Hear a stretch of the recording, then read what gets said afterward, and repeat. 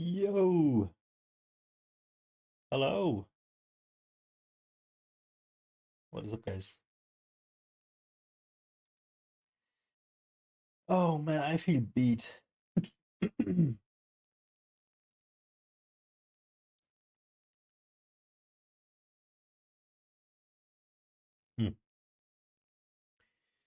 So I still didn't eat my what's it called, dinner? I ate after workout, but I ate so much that I just was not happy. See, I can't brain at the moment, man. Oh my god, so much happening. I just wasn't hungry, happy hippo, and I'm probably gonna be like in half an hour or so. So I wonder what am I gonna do? Because I was about to cook some liver, but I'm not sure anymore. Maybe I just make a pizza. I have two types of pizza. So maybe we just make pizza. I don't know though.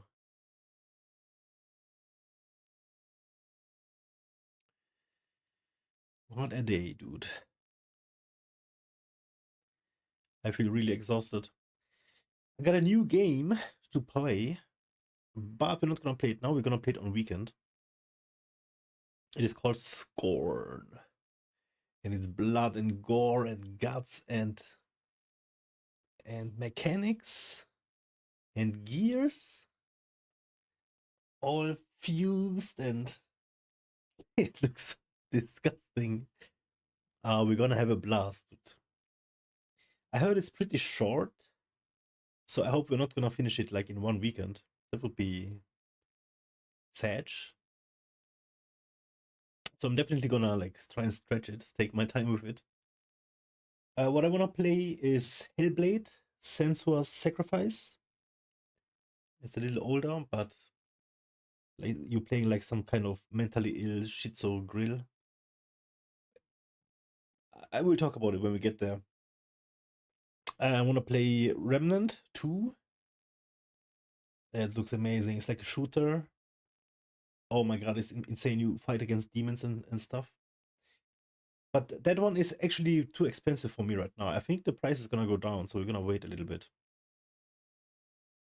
So I'm waiting for the price to go down on that one, and I'm waiting for Hellblade to get back in stock, basically. And yeah,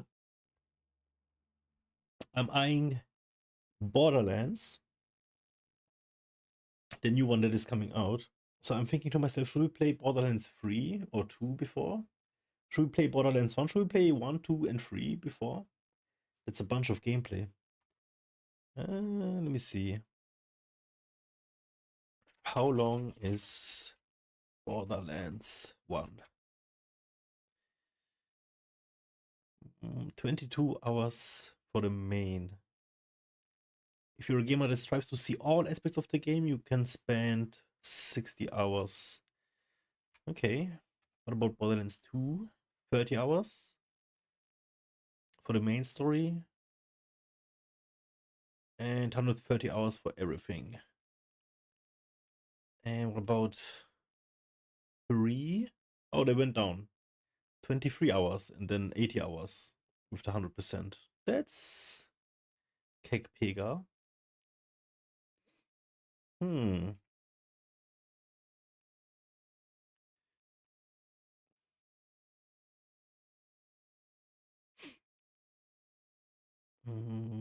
And then Borderlands 4 is gonna come out this year.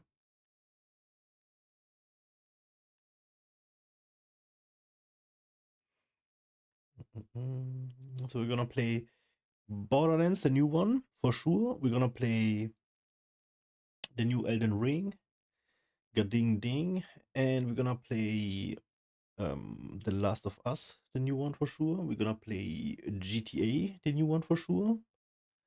This year has insane games, dude. I'm looking at Monster Hunter, the new one, but that's gonna be expensive. Holy shit, let me check.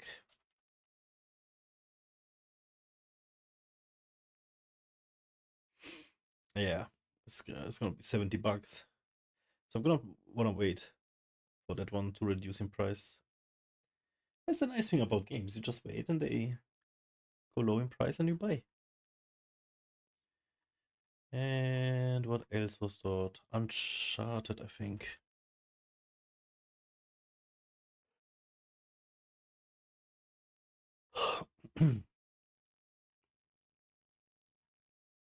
Yeah, Uncharted is gonna come out.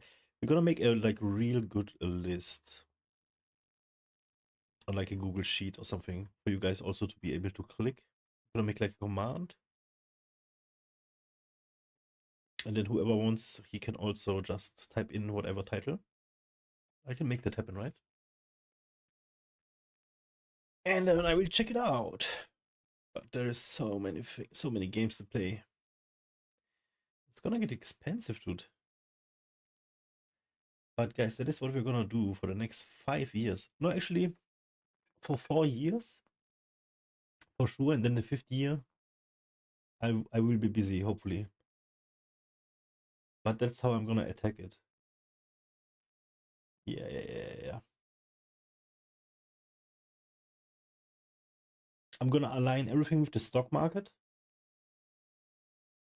and the bull run, the next bull run that's coming. So basically, we're gonna finish this bull run. We're gonna go into bear. We're gonna short everything, and then we're gonna work, and twerk, and just play games all the while, and just work out, bulk and cut, and do that for 5 years basically. So when I'm 40, I'm hopefully a millionaire, and I got the body that I want. And hopefully AI girlfriends are gonna be a thing. It's gonna be nice. So that's basically the 5-year plan, guys. So I'm not gonna go anywhere. Get used to my face. It's gonna be cool. Oh, we're almost at 100 followers on TikTok. That's quite nice. It is quite nice.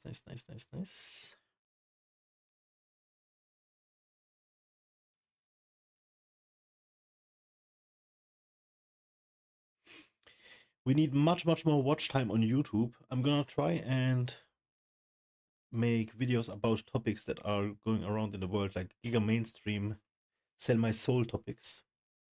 And I'm gonna try and rage bait and just play the algorithm. And hopefully we're getting monetized on YouTube. That is like my #1 goal right now. We have to get monetized ASAP.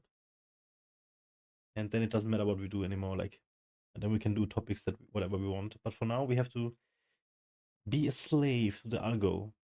It's no problem. It's gonna be fun. So yeah, what we're also gonna do is we're gonna learn and improve as like today. It's already loading. Who is this face? If you want to be articulate, We're gonna try and learn tonight about how to be articulate. So I made a playlist about how to speak eloquently and stuff. And I really want to learn it.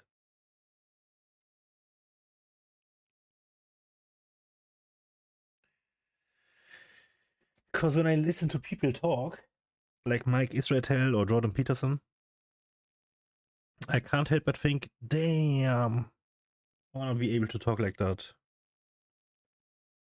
Because they talk so smart and funny. It's so smart. Man, why does my face look like shit though? Oh my god. Look at this. So I got a little bit of cream on there. I made a little clip morning and evening for 7 days, no, for 6 days now, and tomorrow is going to be the 7th day. And then I'm going to make another little clip 1 week later. And then I'm going to make the video. Part 4 of the vlog series, co2laser my face. And hopefully it's going to be a winner. I check how many views the last one has. Part 3 has 250 views, 1 like, and 2 dislikes. Why would you hate on me, man? Who dislikes this? Why would you hate on me? I bet the like is from me, from myself, is it? Let me see if I can see. I don't even know if it counts. But sometimes I like my own stuff. Yeah, it looks like this is my own like. My own like. It's hilarious. Hmm.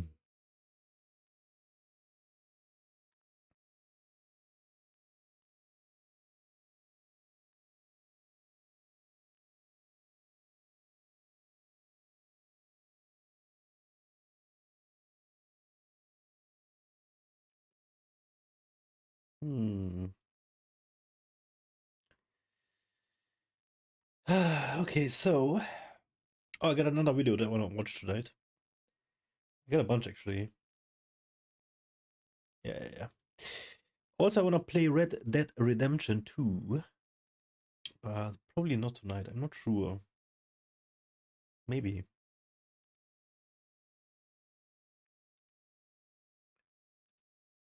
Maybe. I'm gonna check out the new Kittle. Got a big upgrade. My last vlog got a bunch of views. I made a big advertisement. And I got some nice comments.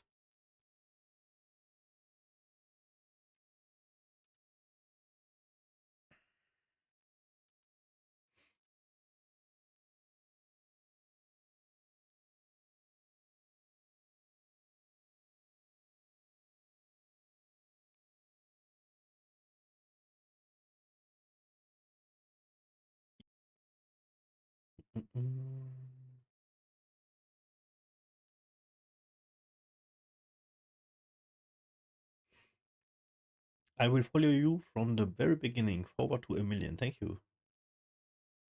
I think this video is worthy of getting more likes. Yes.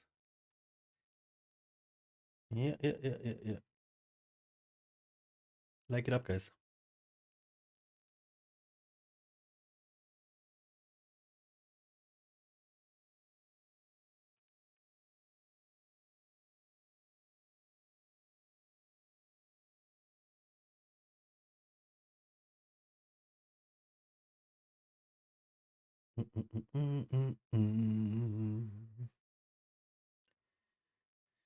The new TikTok only got 300 views almost, but not more. Why?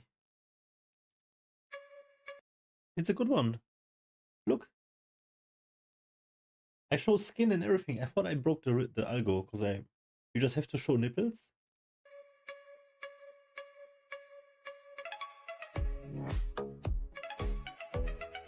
Damn, I look so good with short hair.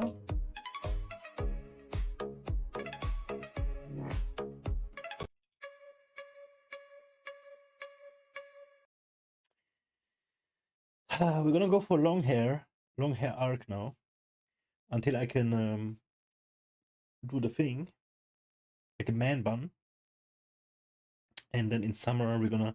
It's gonna be fun. We're gonna get Ozempic. I swear to God, I'm gonna get Ozempic. I swear to God, I'm gonna get me as Ozempic. And we're gonna try. Why not? It's fun. It's like $300. We'll see. I might die from it. Finally.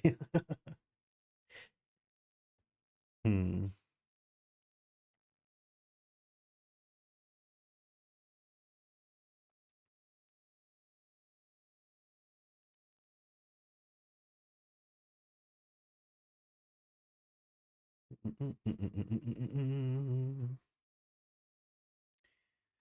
Alrighty, let's watch this.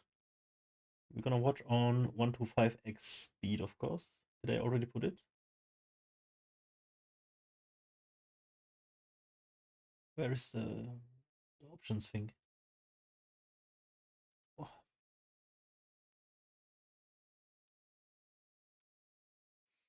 Like world-class podcasters, speakers, and leaders. I'm going to share the 7-stage journey that has taught me to speak with greater exactness and clarity. It includes understanding 3 problems invading your speech, the aha moment that immediately will improve your choice of words, and 3 thinking modifications that brought a verbal freshness and intelligence to my sentences. The first problem was my addiction to overusing dead phrases. Dead phrases are phrases and expressions that we use in such a recreational way that they have been stripped of all power. is it like and such? Because I'm really like trying to make less of them, and you just have to like pause, right? But yeah, I still do them. Life. Popular dead phrases include pursue that avenue, the Achilles heel, secret Oh, sauce, okay. What to is say this? the least, ins and outs, spill the beans. We use dead phrases because they save us the time and trouble of hunting for more precise words. This introduces the first of 7 articulacy rules. Rule number 1, articulacy increases when you practice conscious selection with your words. You hastily choose ready-made phrases and gum them together in your sentences like the sections of a prefabricated IKEA table. They deaden and dull your sentence. Ultimately, you want to learn how to engineer sentences that are fresh, homemade, and excavate that richness and texture that often gets buried beneath dead phrases. Oh, he's The second trying really problem hard holding to me back sound was good my though. small surface lexicon. The term lexicon refers to your personal vocabulary. Your surface lexicon are those 500 to 1,500 words that your brain unconsciously and effortlessly defaults to when you compose sentences. The concert was amazing. It was a really good book. These words you've heard, seen, said so often, they ooze out of your mouth. I say good and amazing a your lot. deep lexicon. Your deep lexicon is made up of those 20,000 to 35,000 words you recognize but don't use. We know this because you recognize most, if not all, words that articulate speakers use. Why is it then that you struggle to think of those same words in conversation? Because those words don't register in your surface lexicon. This introduces the second rule of articulacy. Effortless articulacy is limited to the size of your surface lexicon. Now, this does not mean inflating your surface lexicon with flowery, sophisticated words. Articulate speakers recognize that you can use ordinary words and still be articulate. Think of your lexicon as a box of crayons. You can easily use a wide color palette to design a vibrant picture, or you can create something profound with just 3 colors, or choose an uncommon color to substitute for a common one. The same is true with your words. You don't always have to prostitute ordinary words down to obvious and common meanings. Prostitute. The third problem eroding my speaking was thought retention. When you can't retain a thought in your mind for longer than 10 seconds, your speech is like a kite, following every new wind current, never climbing high in the sky. Articulate speakers are able to hold a thought in their mind as they work to peel away the layers that lead to understanding.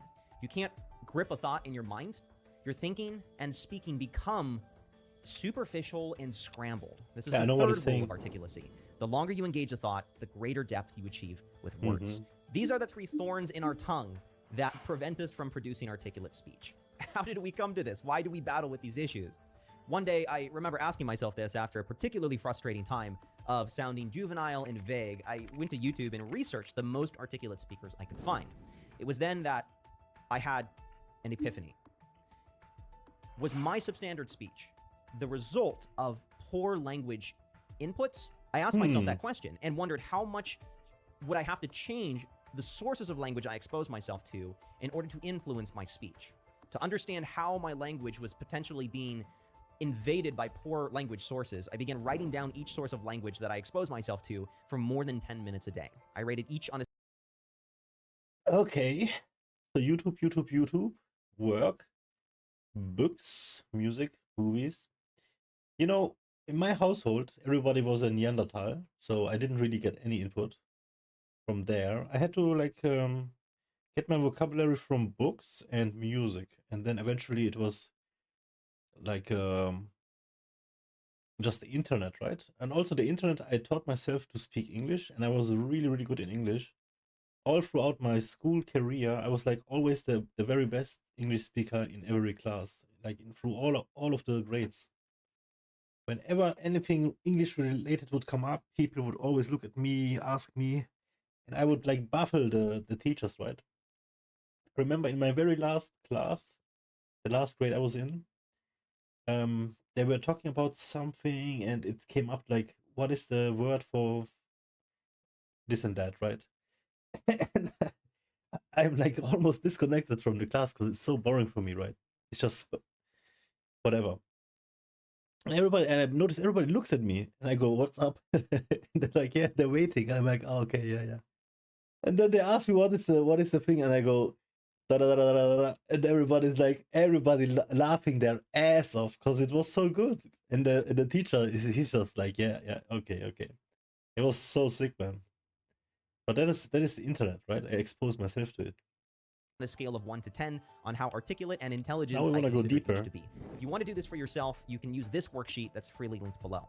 This exercise revealed that I didn't have any language inputs higher than a 5, which is approximately the level of articulacy of an average conversation. I quickly realized the fourth rule of articulacy. The quality of your speech is a product of your language environments. The books you read, videos you watch, music you listen to, etch language patterns in your mind that unconsciously are imitated I in believe your that. speech.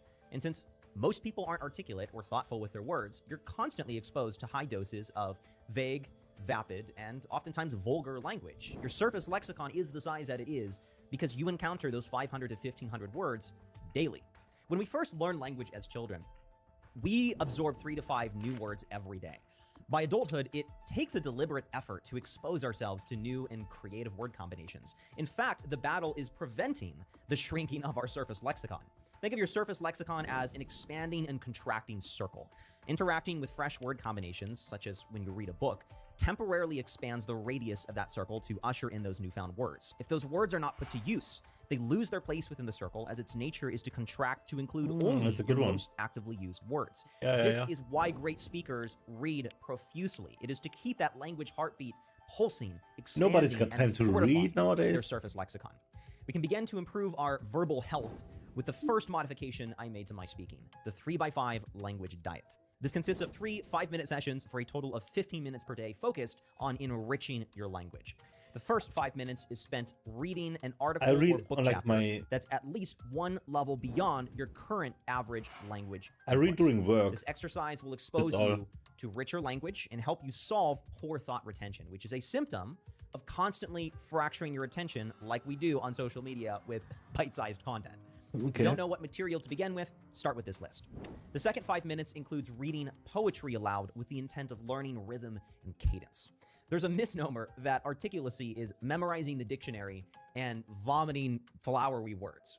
It's not. The fifth rule of articulacy is sentences sound articulate when words flow and fit into eloquent molds. If you want to learn to effortlessly fit words together in beautiful and creative ways, your speaking apparatus, your mouth, your teeth, your tongue, your jaw need to feel what it's like to say beautiful sentences. This is precisely why dead phrases are terribly difficult to prune from your speaking. You're trying to resist engaging.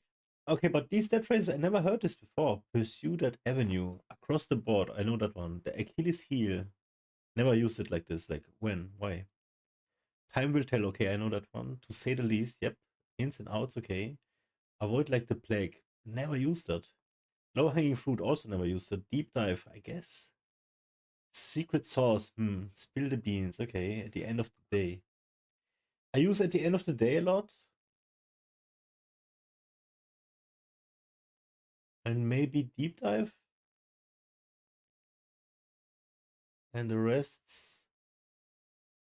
I'm gonna use now. They're better than what I'm using, so they're not dead for me. You're speaking. You're trying to resist engaging a pattern of muscles in your mouth that's been activated 1,000 times. It's like trying to change pre-cut lines on a cardboard box. When you tear the flap, it's expected to seamlessly follow the line, and we're trying to tear in a new direction. Recognize that you can create lines for other types of speaking. That's what reading poetry aloud accomplishes. Check out this list of poems linked below. I also have a popular poems playlist available on Spotify. The final 5 minutes is spent consciously. Poems. There's a dead phrase list. Look at this. He's got a bunch of Google Docs. That's nice. Okay. Attuned to the word choice of any podcast or audiobook you consume. Ignore the content, the substance of what's being said. and visualize in your mind the words being said. This will help you understand the difference between intelligence and eloquence. Intelligence is the knowledge communicated. Eloquence is how pleasing and persuasive the words sound. Here's a list of brilliant speakers who, in my opinion, have an unrivaled command of the English language. This 3x5 language formula invites the question, how do I use the creative words and phrases I encounter to enrich my speaking? I struggled with this myself and was inspired to build the ultimate tool to accelerate articulacy. This tool is called Nounce. Nounce allows you to create a word bank where you're able to log words and phrases that you want to stitch into your Surface lexicon. Everybody be retrieving those words from memory and use them in nowadays. creative ways as you would like to in natural conversation. Nounce also has a library of popular online speakers that you can learn from. If you want to speak with the clarity of Steve Jobs or the eloquence of Martin Luther King Jr., select a speaker and you'll be guided through using their communication structures to develop clear answers automatically. Nounce was built out of a desire to give myself and the viewers of this channel a way of efficiently practicing producing clear and creative speech. Visit nounce.ai to use this tool for free, or message me on Twitter if you'd like to be part of our team in helping others build a better world with their words. The second modification will reduce your dependence on dead phrases. The reason why we aim to reduce dead phrases is not because they're overused. It's because they slip us into a state of mental anesthesia where we choose words without serious thought.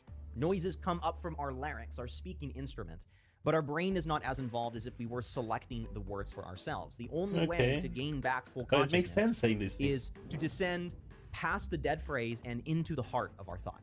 We accomplish this by increasing the consciousness per sentence. Think of a sentence as a mold that is filled with different levels of consciousness. The longer you think, the more saturated the words and overall sentence becomes. The more familiar a word or phrase is, the less consciousness is required to use it. Think of all the phrases and words you say automatically. Because of how little thought is required to use them, they often bruise our sentence with dull, colorless blocks. An articulate sentence is one where each block is vibrant and intentional. Listeners can feel this. We increase our consciousness per sentence by, 1, being on guard against dead phrases. I've included below this video a list of the common dead phrases that frequently invade our sentences. Secondly, before you commit to responding to a question or sharing your opinion, repeat the question or topic aloud. What do I think about this topic? Why do we do this? Because that topic, or the way it was phrased, is a new or at least an unfamiliar set of words. Hearing those words spoken aloud with your own mouth begins to warm up your conscious mind. Most of us cold start our speaking engine with a few familiar phrases that we cast out into the soundscape in an attempt to find an opinion worth developing. Those phrases include, I don't know, I guess I just like, maybe I should, right? We're not thinking about what we're saying. It's not a bad answer, it's just not articulate. Remember, the first rule of articulacy. Articulacy increases when you practice conscious selection of your words. This is why pausing before speaking has long been considered a hallmark of articulate speakers. They are affording conscious thought to the sentence they're about to produce. The most unconscious part of our sentences is the beginning. The greatest communicators realize that the first few sentences, really the first few words, are where we are finding our opinion. Finding our opinion is like driving with a frosted windshield. It's hard to see the road ahead until the windshield is defrosted. Only then do you drive straight with confidence. The quickest way to begin warming up our conscious mind is to repeat the topic or question aloud. The final modification I made was learning the secrets of intellectual humility. This is the brilliant practice of using your speaking weakness to supercharge your responses. When we listen to articulate speakers, what we perceive as them being articulate is less often about the precise, eloquent words and more about how they begin their sentences in a way that illustrates that they can creatively navigate challenging situations. Watch this clip from the American film director Orson Welles. That's a better question than I have an answer for. Honestly, it is. I don't know. I would want to think about it. I think my answer would be frivolous, and I'd like to think about it. It's a worrisome question. Notice in this clip how candid Orson was about not having a great answer and requiring time to think. This is what makes articulate speakers so captivating, their ability to be forward with their communication needs. This is the 6th rule of articulacy. An admission of limitation is often the most articulate answer. This single realization takes some people decades to internalize. If you can... Dude, you know what? I actually do this a lot because I'm just practicing humility every time. Like I always say I'm stupid or I don't know about this and that. Well, it's not like the truth that I don't really know. It's just that I probably don't know more than somebody else.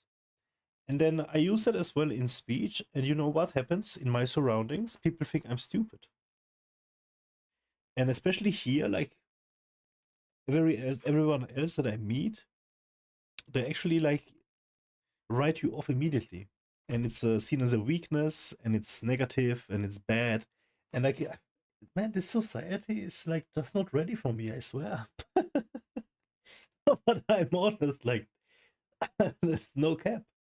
You can admit your limitations and be honest and forthcoming with them, you unlock a bulletproof level of confidence that most people will never possess. There are two Like with steps smart that help you people, cultivate this it works. intellectual humility. One is nobody's identifying your main communication insecurity. These are the 8 common insecurities we encounter when speaking. I'll share mine with you. I understand that I don't think quickly and require time to process information before I compose an answer. The quality of sentence I deliver after 10 seconds of thought is far more articulate than my instantaneous answer. How do I communicate this when I speak? Once you've identified your insecurity, find the right combination of words that allows you to articulate that weakness. What I often say is some variation of, give me a moment to process that. If you're like me, you might know the weakness that you do battle with, but you lack the right words that would give you the confidence to commit to sharing that weakness. Many of us would be far more assertive in our communication if we simply had the right verbal runway for the answers that we would like to give. To help you with this, for each of those 8 speaking insecurities, I've assembled the creative phrases and responses that world-renowned communicators have used in interviews and conversations that you can use yourself. These phrases are not intended to devolve into a dead phrase. We use them only for the purpose of having alternative ways of articulating our thoughts instead of being locked into just responding. Okay, that wasn't too bad. If you want to be Are we gonna leave him a like? Sub? Yeah, let's sub. Always sub and like, guys.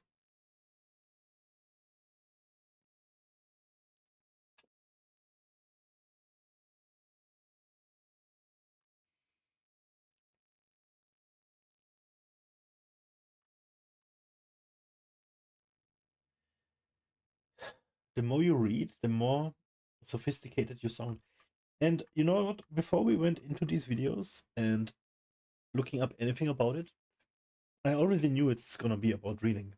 I already knew it because at some point I looked into this very, very long time ago, and then I picked up some more, like how to just unconsciously, and it always comes down to just reading, right? Because you just extend your vocabulary and expand your that one circle that an analogy he made. It was very nice. And I think I read enough books in my life, like out from school, where I actually noticed that giving me like excuse me, like giving me some sort of a boost, in my language. And thinking about it now, I'm kind of sad that I say there is no time to read, but because there is no time to read. There is no time to read. I'm reading like during work, I have to read mails and all this kind of stuff. And that's it, dude. I don't want to read more. I don't even want to read more. I mean, I would like to read more, but there is like no way. I'm doing stuff while listening to podcasts already. Like I'm multitasking already, everything, It's min-maxing 24/7. When do you find time to read? Do you make time to read? There's no way. There's too much happening. It's too fast. The world has become way too fast. All right.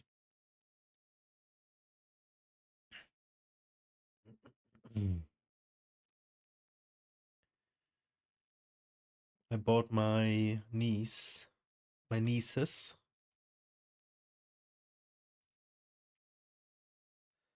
I bought them like a toy, and I sent it there via Amazon, and it just arrived, and they're going crazy for it. They're playing. My sister, she's sending me pictures and videos of how they're playing with it. This is so nice.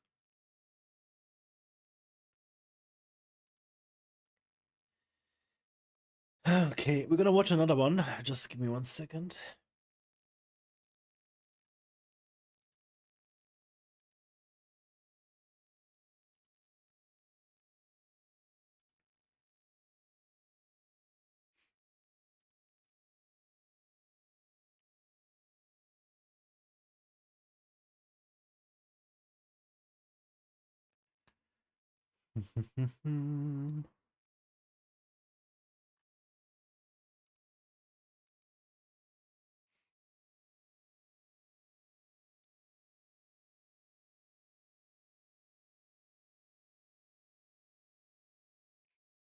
Guys, go check out YouTube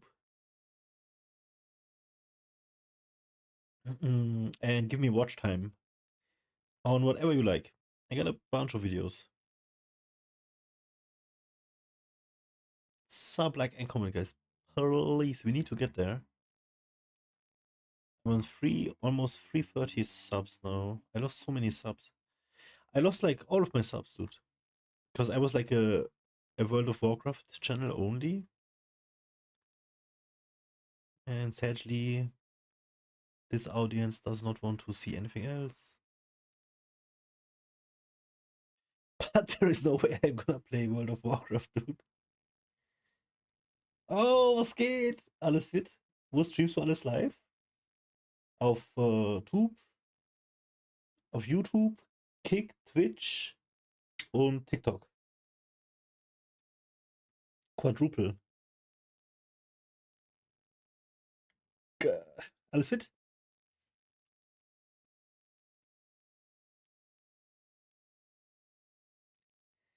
Da war aus dem Busch. Ich lese nie Chat. Ich bin immer zu spät mit Chat. Ich bin auch auf TikTok, aber jetzt momentan nicht. Ich schreibe überall. Auf Kick hast du nicht geschrieben, ne? Aber ich habe erst seit kurzem, dass ich alle Chats auf einem Bild habe. Aber es funktioniert noch nicht sauber. Weil es ist sonst viel zu krass. TikTok ist gerade ein bisschen die hängen, weil die Software, man kann nicht hier RTMP, weißt du, was das ist? Man kann zum Beispiel kein OBS benutzen, um auf TikTok zu streamen. Man braucht die eigene Software. Und die eigene Software, die zu benutzen, also wenn ich zocke, dann das stürzt häufig ab, weil die ist einfach doof, die Software. Aber die forcen einen halt, das zu benutzen, sonst können die einen nicht überwachen. Ja. Nvidia Broadcast? Nein, nein, nein, ich mache OBS. Einem alten Hund bringst keine neuen Tricks bei. Außerdem bin ich Radeon, Team Radeon. Fuck Nvidia. Nvidia kaufe ich nur Aktien, aber sonst können die mich mal. Für den Screen-Effekt. Screen im Screen. Ja, hört sich cool an. Ja, die Sache ist, Radeon hat auch also extra mega viel ähm, so Streaming-Zeugs, aber alles interessiert mich alles nicht. Weil ich benutze OBS und mit OBS kriegst du alles hin. OBS ist so wie Android quasi. Open Source und dann, weißt du, kannst du über RTMP kannst du alles einbinden und so. Deshalb sieht es so komisch bei dir aus. Was sieht komisch aus?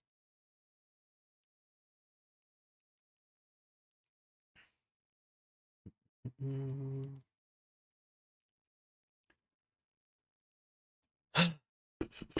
Alter, ich bin voll fertig. Ich bin fertig mit der Welt.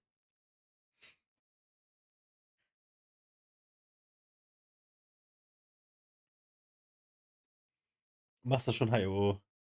Sag mal, was sieht komisch aus? Jetzt hast du mich getriggert. Ich muss alles direkt fixen. Aber das ist halt echt so, ne? Nein, wir können nichts haben, das hier nicht funktioniert.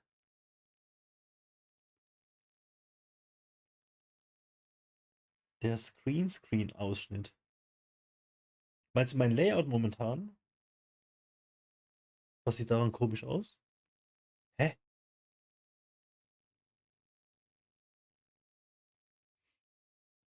Das Layout habe ich selbst gemacht. Das, was du gerade siehst. Und das Bild habe ich gestretched auf Ultrawide, weil mein Monitor ist Ultrawide. Und ohne sieht es so aus.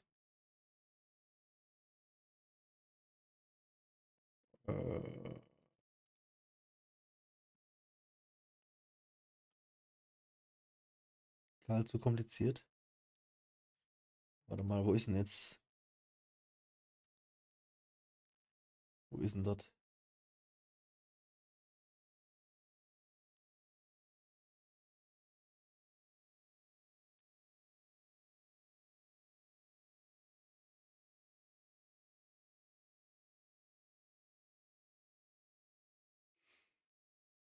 Ja, mach das mal. So. Oh oh, ich werd zensiert. 100 Pro.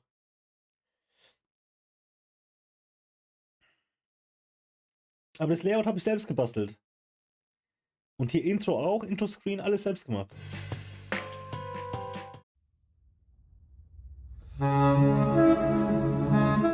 Und Workout-Stream und Vlog.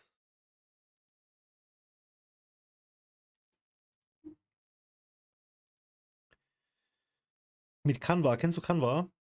Voll gut, zahlt man nur 6 Monat, also 6 Euro im Monat. Kann man einiges damit machen.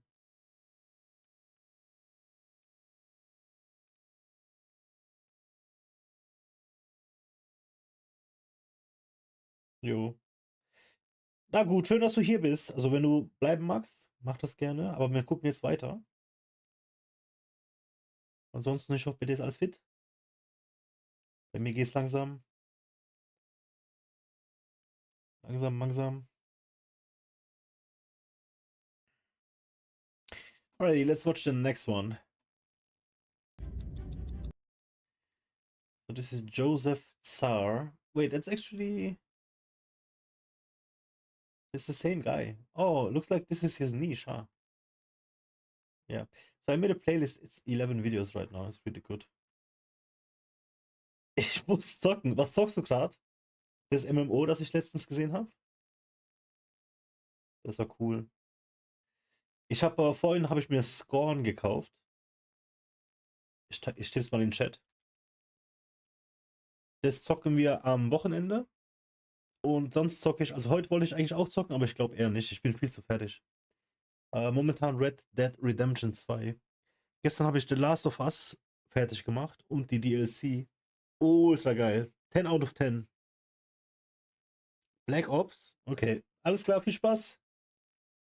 Hauen Sie rein. Okay, Joseph Sarr, let's see. Every articulate speaker understands 5 qualities about speech that allow them to be playful, precise, and persuasive with their words. The first is expanding their surface lexicon.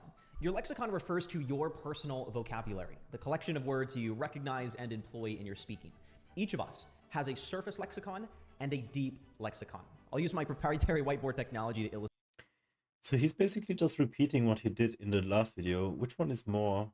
If you want to be both of them came out 1 year ago. I don't know, should we watch this one? Yeah, it's basically he's repeating.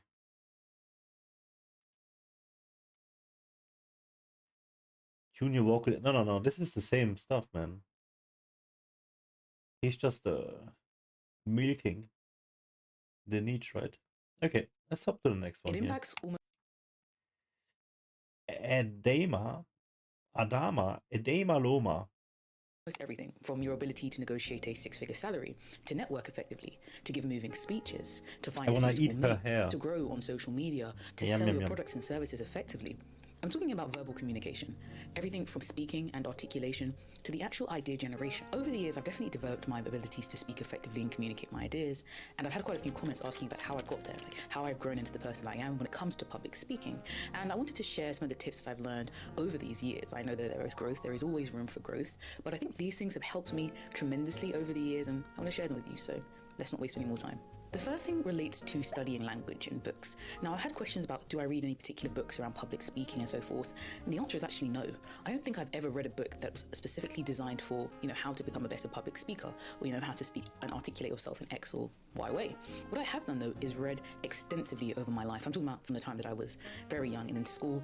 I would be up until like all hours of the night finishing the book that I had, all the way to now being an adult. So what I have been doing is spending a lot of time around language. Obviously, in this case, it's the English language, because unfortunately, that's the only one that I can speak. But yes, and so I have embedded myself within it, which means I'm going to pick up on new things, right? Each author, each book is written differently. The syntax, right? The way that they describe things, and they use language as a tool to elicit emotions from us.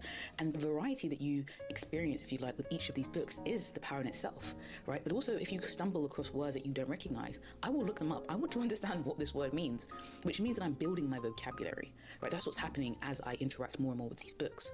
And so if you're interested in improving, your public speaking skills, then the tool of language is something that you must surround yourself with. And like I said, it doesn't have to be books that are specifically designed for how to speak publicly and so forth. Whilst if you're interested in those, go ahead. But just make sure that you're spending enough time around it. Effective storytelling is one of the biggest components about public speaking.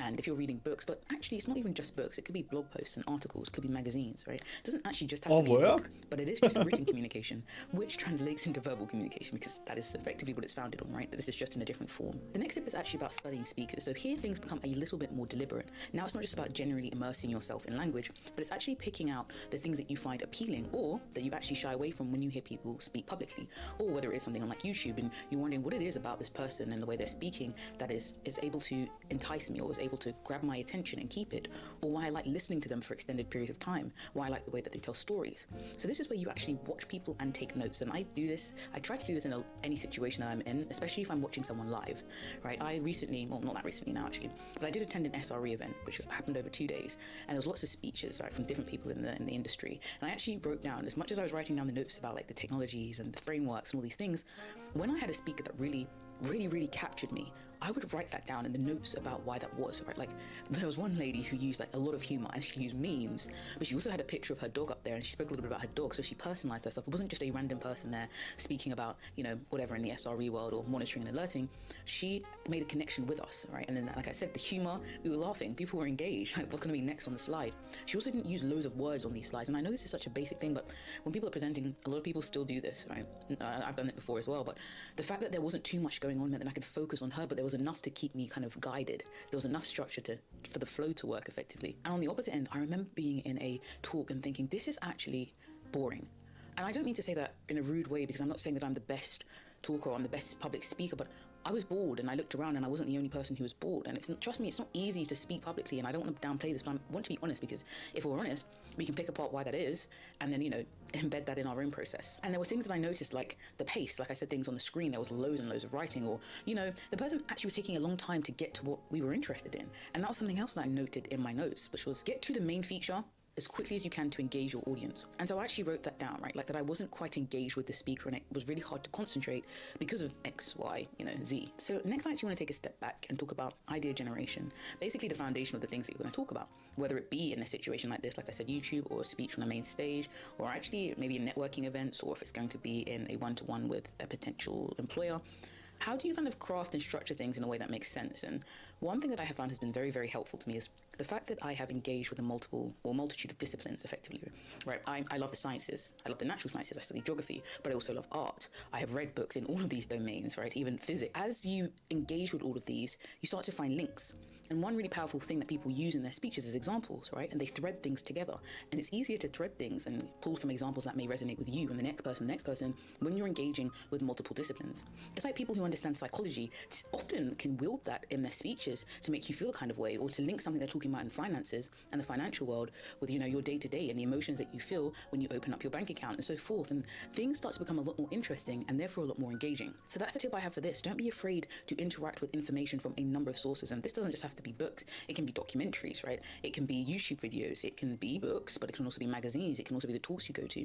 Surround yourself with a wealth of information and from a multitude of sources. The next thing is actually about pace and not being in a rush. Often, in order to sound like we're smart or we just can think of things off the fly, we start to speak very quickly, perhaps in response to what somebody has asked us, or even just on stage. We're kind of rushing through things. And that comes across whether we like it or not, as a lack of confidence sometimes, right? Like, why are you rushing? Like, why are you not comfortable enough to take your time, per se, and, you know, take us through this journey, whatever that is? And, you know, there are some exceptions, some people who are still very good public speakers, but they speak incredibly fast or incredibly slow. What it really comes down to is finding your pace, the pace that you're most comfortable with, that allows you to articulate your ideas and your words in an effective way without it being too chaotic effectively, or so slow that it's like, are you finished? Or the next one is obvious, but the scales may not be. So I've been doing YouTube for, I think, 4.5 years now, just over. Right, so I have been practicing my ability to speak publicly for 4.5 years on this platform alone. But it didn't just start there. I also did public speaking in school. Like when I was the head girl of our sixth form, we had to give speeches. Now, they weren't always the best, but that got me into the rhythm and into practicing my ability to speak publicly. And, you know, that has only grown and improved over time. But I would say that it's not just these big grand things where you're like in front of a big audience or you're here on YouTube. It's also about your ability to speak up in situations like at work when you're having a group discussion, and ability to, you know, raise your hand or put forward ideas right there and then in front of everyone. That is speaking publicly, right? And you'll practice and you'll get used to articulating again your ideas and hopefully communicating them in an effective way, right? It could be even if you're in school and you're a student, raising your hand to answer questions. I remember in uni, it was almost like people were paralyzed sometimes by when like a question was asked by the professor. Nobody wanted to speak. I don't know if it was fear. I don't know what it was. And sometimes I felt like I was doing the most because my hand was always going up. But I was genuinely interested in engaging and speaking. And I realized that my own ability to articulate ideas just improved, right? It improved each time that I put my hand up. And also what improves is your confidence, because you realize, whoa, if I do say this thing, you know, the world didn't end. Everyone didn't laugh at me. It wasn't that bad. But then if you do want to scale up, then you do have to think about where you can put yourself in situations where there is a larger audience, right? Can you apply for speaking events within your particular sector? If you work in marketing, if you work in tech, right? If you work in nursing, other events and like conferences that are being held where you can apply to speak, where you can put together something and go forward and speak on it. Or can you start a YouTube channel, something like this, or TikTok if you want something on a smaller scale, or Instagram, where you will be speaking and expected to articulate things, you know, from time to time, whether it's every week you post, sometimes people post every day on things like TikTok. You'll get used to it and you'll get comfortable with speaking. Now, another thing that has helped me is actually being able to watch myself back. Now, if you just do a speech or you articulate yourself in some sort of situation, but you have no way to capture it, then it's almost lost to the moment, right? And that's not to say that that's necessarily always bad. She reminds me a lot but it's very hard to kind of, you know, look back and think, oh, I did this and that, because the moment is past. And so you're kind of grabbing at bits of information that you can remember from how you delivered that speech. Whereas if you record yourself, you have the time to stop, pause, look, oh, actually, that could have been better. Oh, I noticed that I was really, really fast there. This is something that I did a few months back, where basically being on TikTok meant that I had really, really sped up the way that I was speaking. Like the pace of my speech was really fast, and I didn't like it. But I noticed it because I recorded myself, and I could sense that, okay, that is something that I need to work on. Because you don't have time. Down to my normal pace, right? The pace that I'm most You gotta speed it up for the Zoomers. Record yourself, right? You don't necessarily even have to put it up, but if you can record yourself, 6 seconds, you're out. It and look back and find your faults and the things that you did really well. Lean into those, and maybe cross-reference that with the information that you have and the notes that you've been taking on the different people that you've heard speak and the things that you liked about it. The next tip is kind of a hack, but it's basically speaking about things that you're knowledgeable about or that you actually have an interest in, because then things are going to flow out of your head a lot easier than if you are speaking on things that you have very little information on, or that you're just not really that engaged with, right? Sometimes you can tell somebody that really doesn't want to be up there speaking about that thing, right? And you're like, and you can feel it, and I can feel it, and everyone's thinking like, why are we here, right? And so if you can navigate or, you know, put yourself in situations where you're speaking about things that you're interested in, that will really help, and it will help with confidence, right? You'll feel more confident and you'll exude that confidence because you're sure, or at least a lot more sure than you would have been in that topic and in that subject. But this also leads into the next thing I want to talk about, which is preparation. And this is the whole things that you're knowledgeable about in a bit more depth, right? If you've done your background work and you've made some notes about the topic that you want to talk about, even if it's not scripted word for word, and you know what examples that you may want to draw on from your own life, that is going to leave you feeling a lot more confident and prepared for, you know, this public speech that you're about to give, or the video that you're about to record, or the interview that you're about to go into. This is something that's very powerful in interviews, and it's something that I think has helped me, you know, get very quickly to 6 figures in tech, despite not having a degree in tech or anything like that, is because I almost over prepare for a lot of these interviews, right? And I can tell the difference when I do prepare and over prepare and when I don't, and how I navigate and conduct myself in those interviews, how I articulate my ideas and my understanding of their problem and how I can solve it. And as the stakes of the situation go up, it's one thing if you're kind of just talking to someone on a one-to-one at a networking event, although it can very much help if you understand who's going to be at the event or what it's roughly about, so you can discuss those things. But obviously, the stakes get a bit higher if you're going to be in front of an audience of 1,000 people, or if you're going to be negotiating with a top tech firm for, you know, a job that you want. One of the last things I want to talk about is actually leaning into your unfair advantages.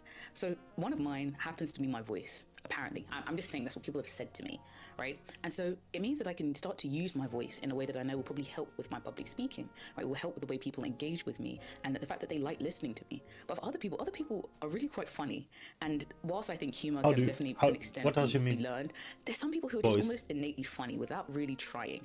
And when they bring that to their speech, everyone's laughing, they love it, right?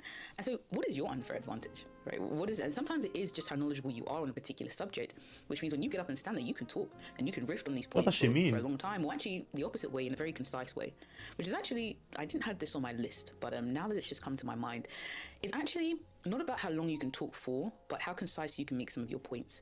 And there's this saying and there's this quote effectively that is about when you really know a subject, you can speak about it in a really brief way, right? Like you can get the point across really quickly, versus when you don't, that's when you often start to waffle. So linking back to that is, can you deliver the message in a concise way? Anyway, the final point I want to make is it's a process. It's a skill like any other, which means you can iterate on it, you'll get better, right? I'm not finished. There are lots of things I would like to improve about the way that I speak and the way that I deliver information, but I'm proud of where I've come from, right? Like going from point A to point B where I am now, and you know, whatever the road ahead looks like.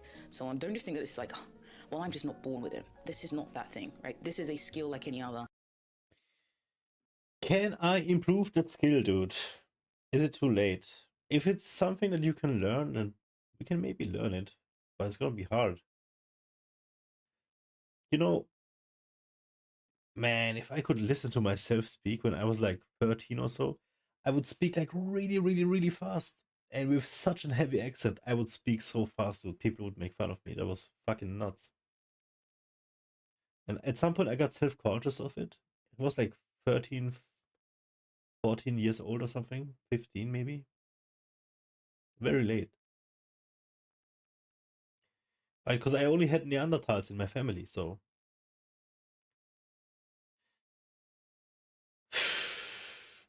It's all about your foundation. That gives you your baseline, and then you have to work with this. So I think we gotten pretty far in that in that speech department. But still, like I listen back to some stuff I'm talking about, and as she says, though, if you can't explain it simply, you probably don't know about anything, or you probably don't know about whatever topic it is. So I probably don't know about anything. And therefore, if you practice, if you engage, if you study, if you analyze, you'll be able to get better. Anyway, that's it. I've kind of been putting off doing this video for a while. Like I said, I was like, who might talk about public speaking? But you know, if the things that I've said today can help anybody and help them feel more confident when they are speaking, then it's all right. I'll see you in the next video. Leave a like. You once said the most dangerous. This is how you become more articulate. Oh, this one is with Jordan. But yeah, so the main points I can take away from what she said is it is a skill, and you just have to work on it. You have to surround yourself with it and just learn it. I would really want to know what she's talking about with her voice. And she said that's one of her strengths. What do you mean your voice is your strength? Is it because your voice is nice and that's why people want to listen to you regardless of how stupid you sound about a certain topic, not in the way you say the things, but of whatever you are saying? Or what is it? What does she mean? She didn't really elaborate. I'd like to know more about that.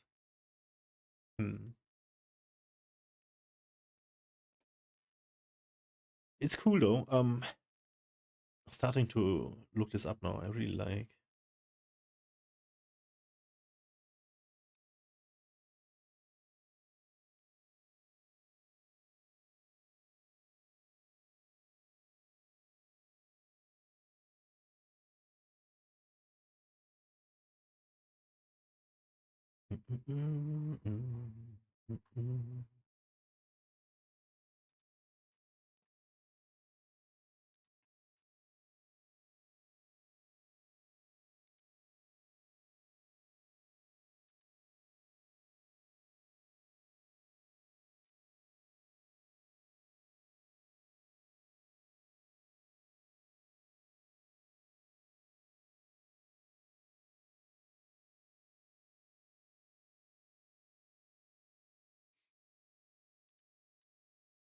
The later it gets, the more it looks like pizza.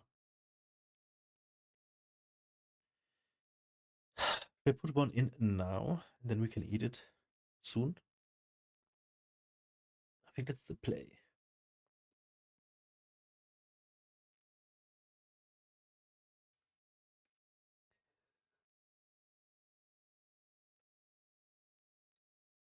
Yeah. Let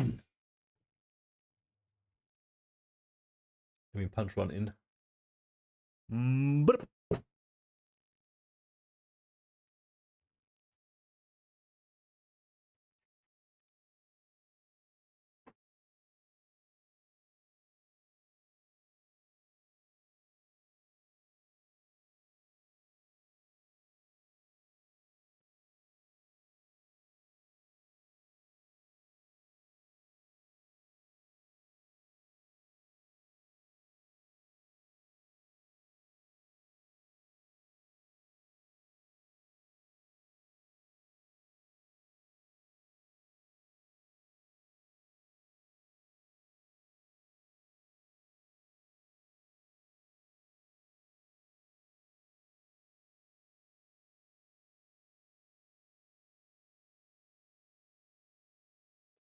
We got a juicy pizza coming.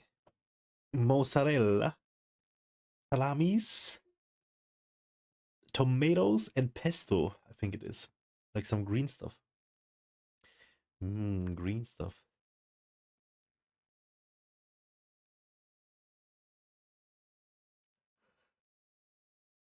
Ugh.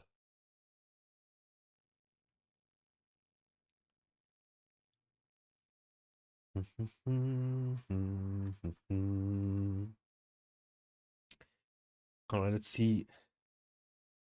Jordan B. Peterson clips.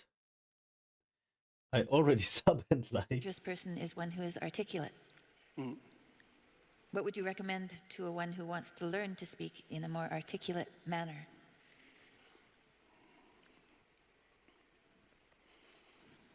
Well, articulate is an interesting word, because if your joints are articulated, and that means you can do things with them because they're articulated, right? They're not one solid, vague mass.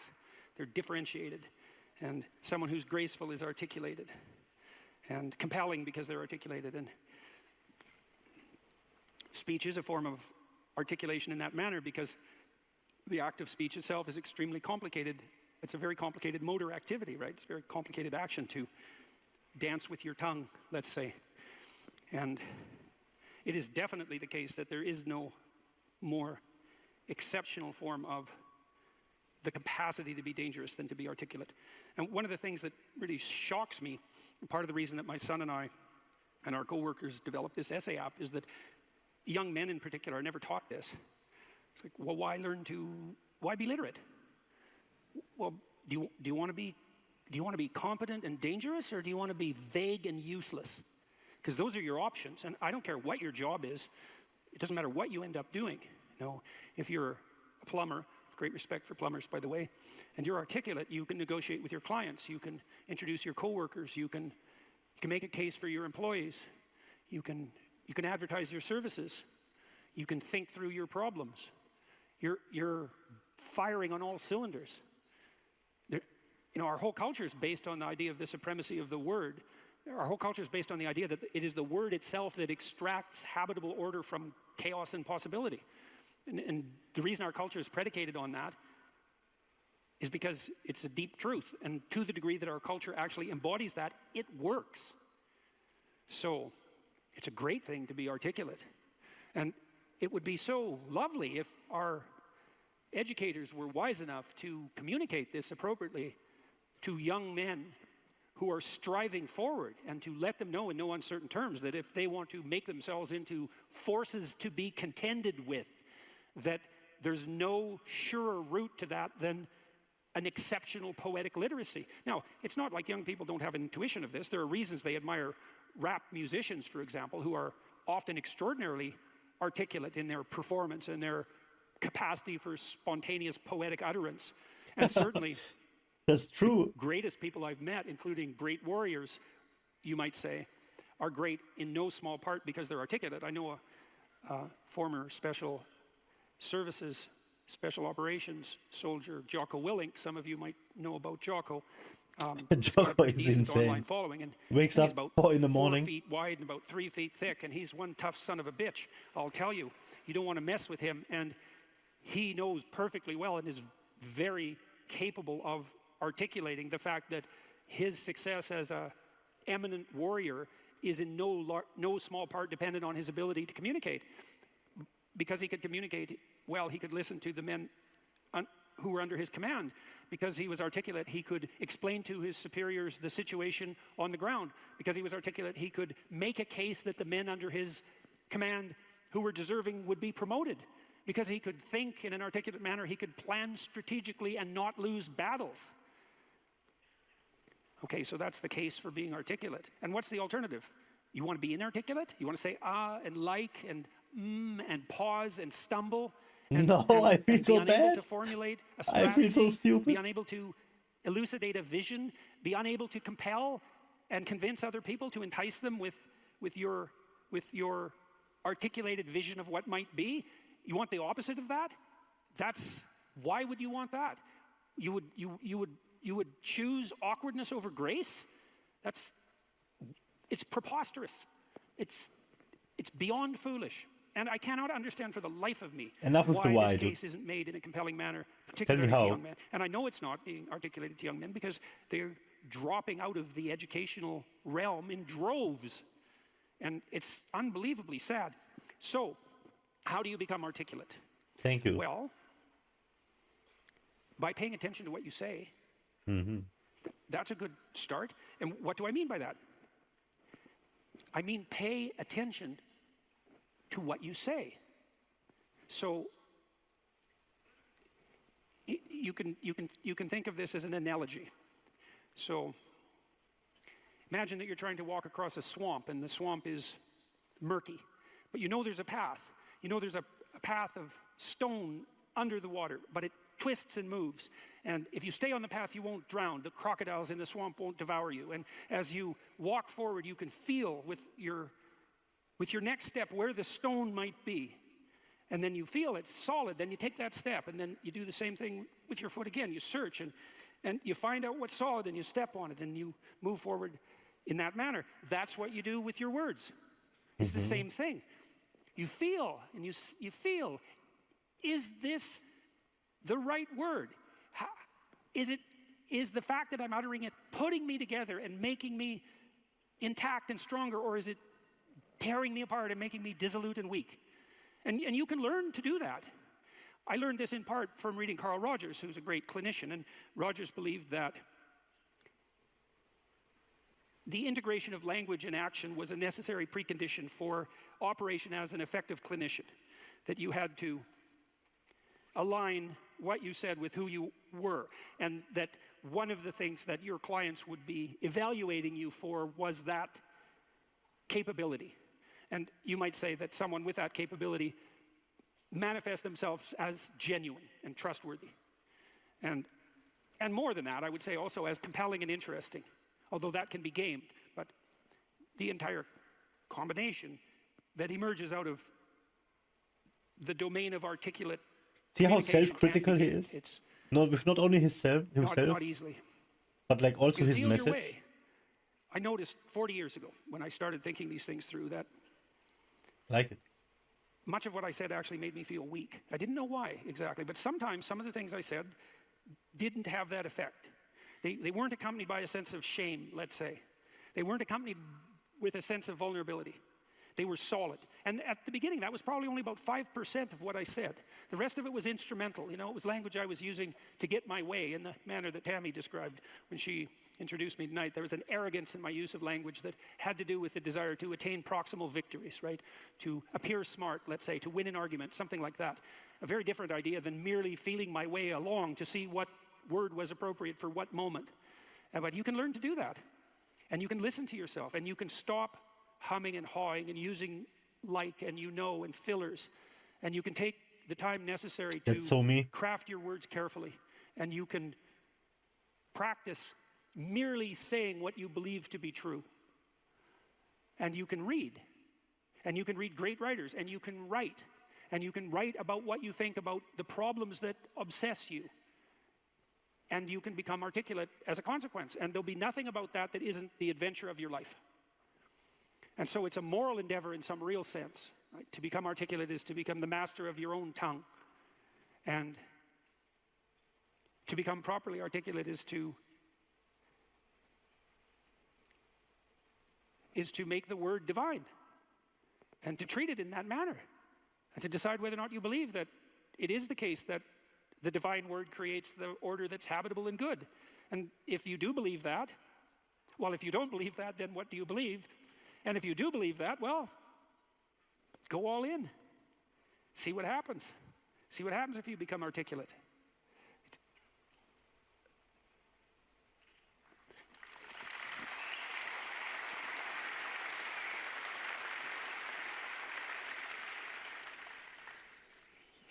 I'll give you one more small example. Tammy touched on this in the introduction too. She said she'd learned to pause. You can pause. It's a prayerful pause in some sense. When you're in a discussion with someone, you can ask yourself, they might present you with a question or a conundrum or a proposition, and instead of responding with what you know to be right, so to speak, you could just ask yourself, what do I actually think about that? But it has to be a real question. It has to be the kind of question that you'd pose to someone you didn't know. It has to be a question predicated on the idea that you might not know who you are and that you could ask. And so someone will present you with a question, you think, okay, what do I think about that? But you have to want to know the answer, and then the answer will make itself known, because that's how thought works, and then you can just communicate that answer. And if you do that, you'll be interesting right away. You'll be interesting to the person that you're talking to. And if they do that to you, they'll be interesting too. And then if you both do that, you'll have an interesting conversation. And if you have an interesting conversation, you'll both grow as a consequence. And that's actually the pathway to growth. And you just wait. You can wait. You can open yourself up to the possibility that what needs to be said will make itself manifest, if that's what you are striving for, if that's what you're asking for. And then you can merely communicate that. You have to abandon instrumentality to do that. And so one of the reasons Joe Rogan is so successful, by the way, is that that's what Joe does. He just asks questions. He isn't trying to get something from his guests. He's not trying to become more famous. He doesn't need any more money. There's no instrumental utilization of language in his discourse. He's just a humble lunkhead, you know, in the most profound sense, who would like to know more than he knows, and who asks all the stupid questions he can think up. And it turns out that he's actually very, very smart and very well educated now, after talking to hundreds and hundreds of people and listening. And so the stupid questions he asks aren't stupid, and they're questions that are shared by virtually everyone who's listening. And he takes his listeners along on this process of exploratory endeavor, and it's the pathway to success. And I love Joe Rogan to death, dude. I love him so much. We have an issue though. We cannot listen to any Joe Rogan podcast anymore because we get DMCA'd right away. Mayan Singh. Yo, bro, what's up? Hello. Let's listen to the rest of the video here. The same thing can be true of your life. The pathway to success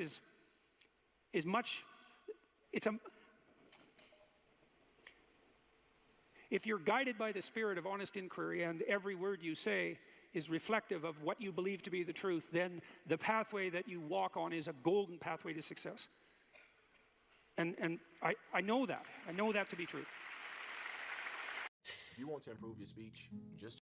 I believe everything he says, dude. What a giga shot. Okay, so who's this? Shimon Davis. Shimon. Yo, thanks for following. So, again, Jordan Peters. Absolute giga shot. He makes a pause, like, it's part of his speech. And I try to make pause whenever I need to. Not over-exaggerating or anything, but trying to just, think and really think. And when I do a pause, I'm just thinking. And most of the time, it's just trying to think of a word or of a string of words that convey my emotions, basically. However, when I'm recording something and I'm like speaking off the top of my head, for example, yesterday or when was it? Sunday, I recorded the vlog. and I'm watching it back and cutting it, you know. Oh my god, the amount of ums and ams and arms and the filler words are insane. There is a feature in CapCut where if I would have the premium version, which I do not have, you can just press the button and it will like cut your video and just remove all the ums and arms and all the pauses. It's crazy. It's actually crazy. People don't have to like if you're editing something in post, there's no reason for you to speak eloquently at all. The program is just making it for you. And this is just the beginning of technology. It's gonna be crazy. Where was I going with this? Yeah, whatever. It don't matter. I just want to be, you know, just more eloquently for myself, I suppose. But the way Peterson describes it as something that you have to like choose to be dangerous, I understand it. I get it. And then he says, "Oh, you can be useless. You can have these filler words." Oh my god, that resonates with me. That hurts me so much. It hurts me so much. I'm trying. So his answer on to how was to think about what you say. And it is actually really hard to think and speak at the same time. Unless you already know what you want to say.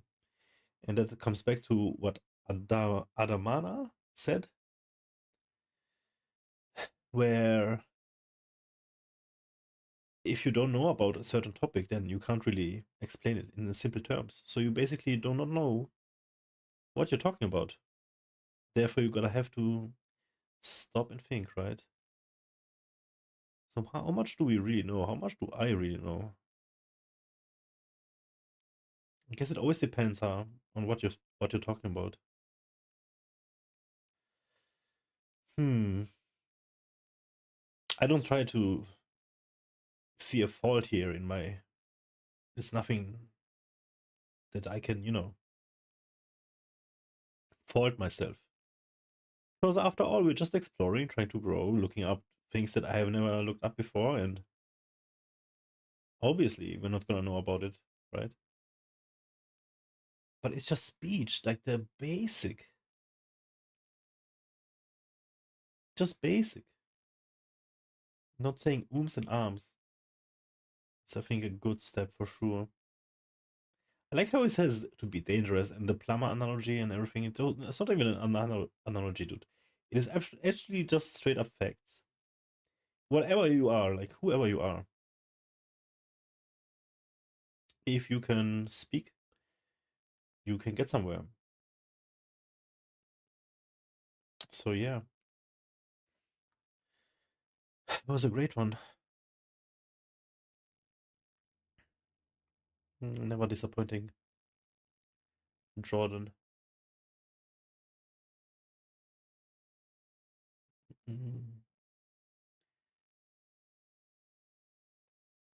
Maya NK Singh. What's up?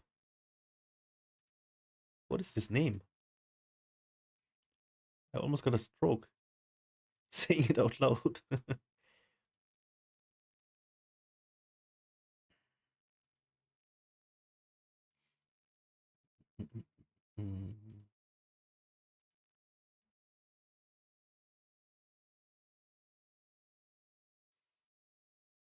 Okay, I think we can watch another one before my pizza is finished.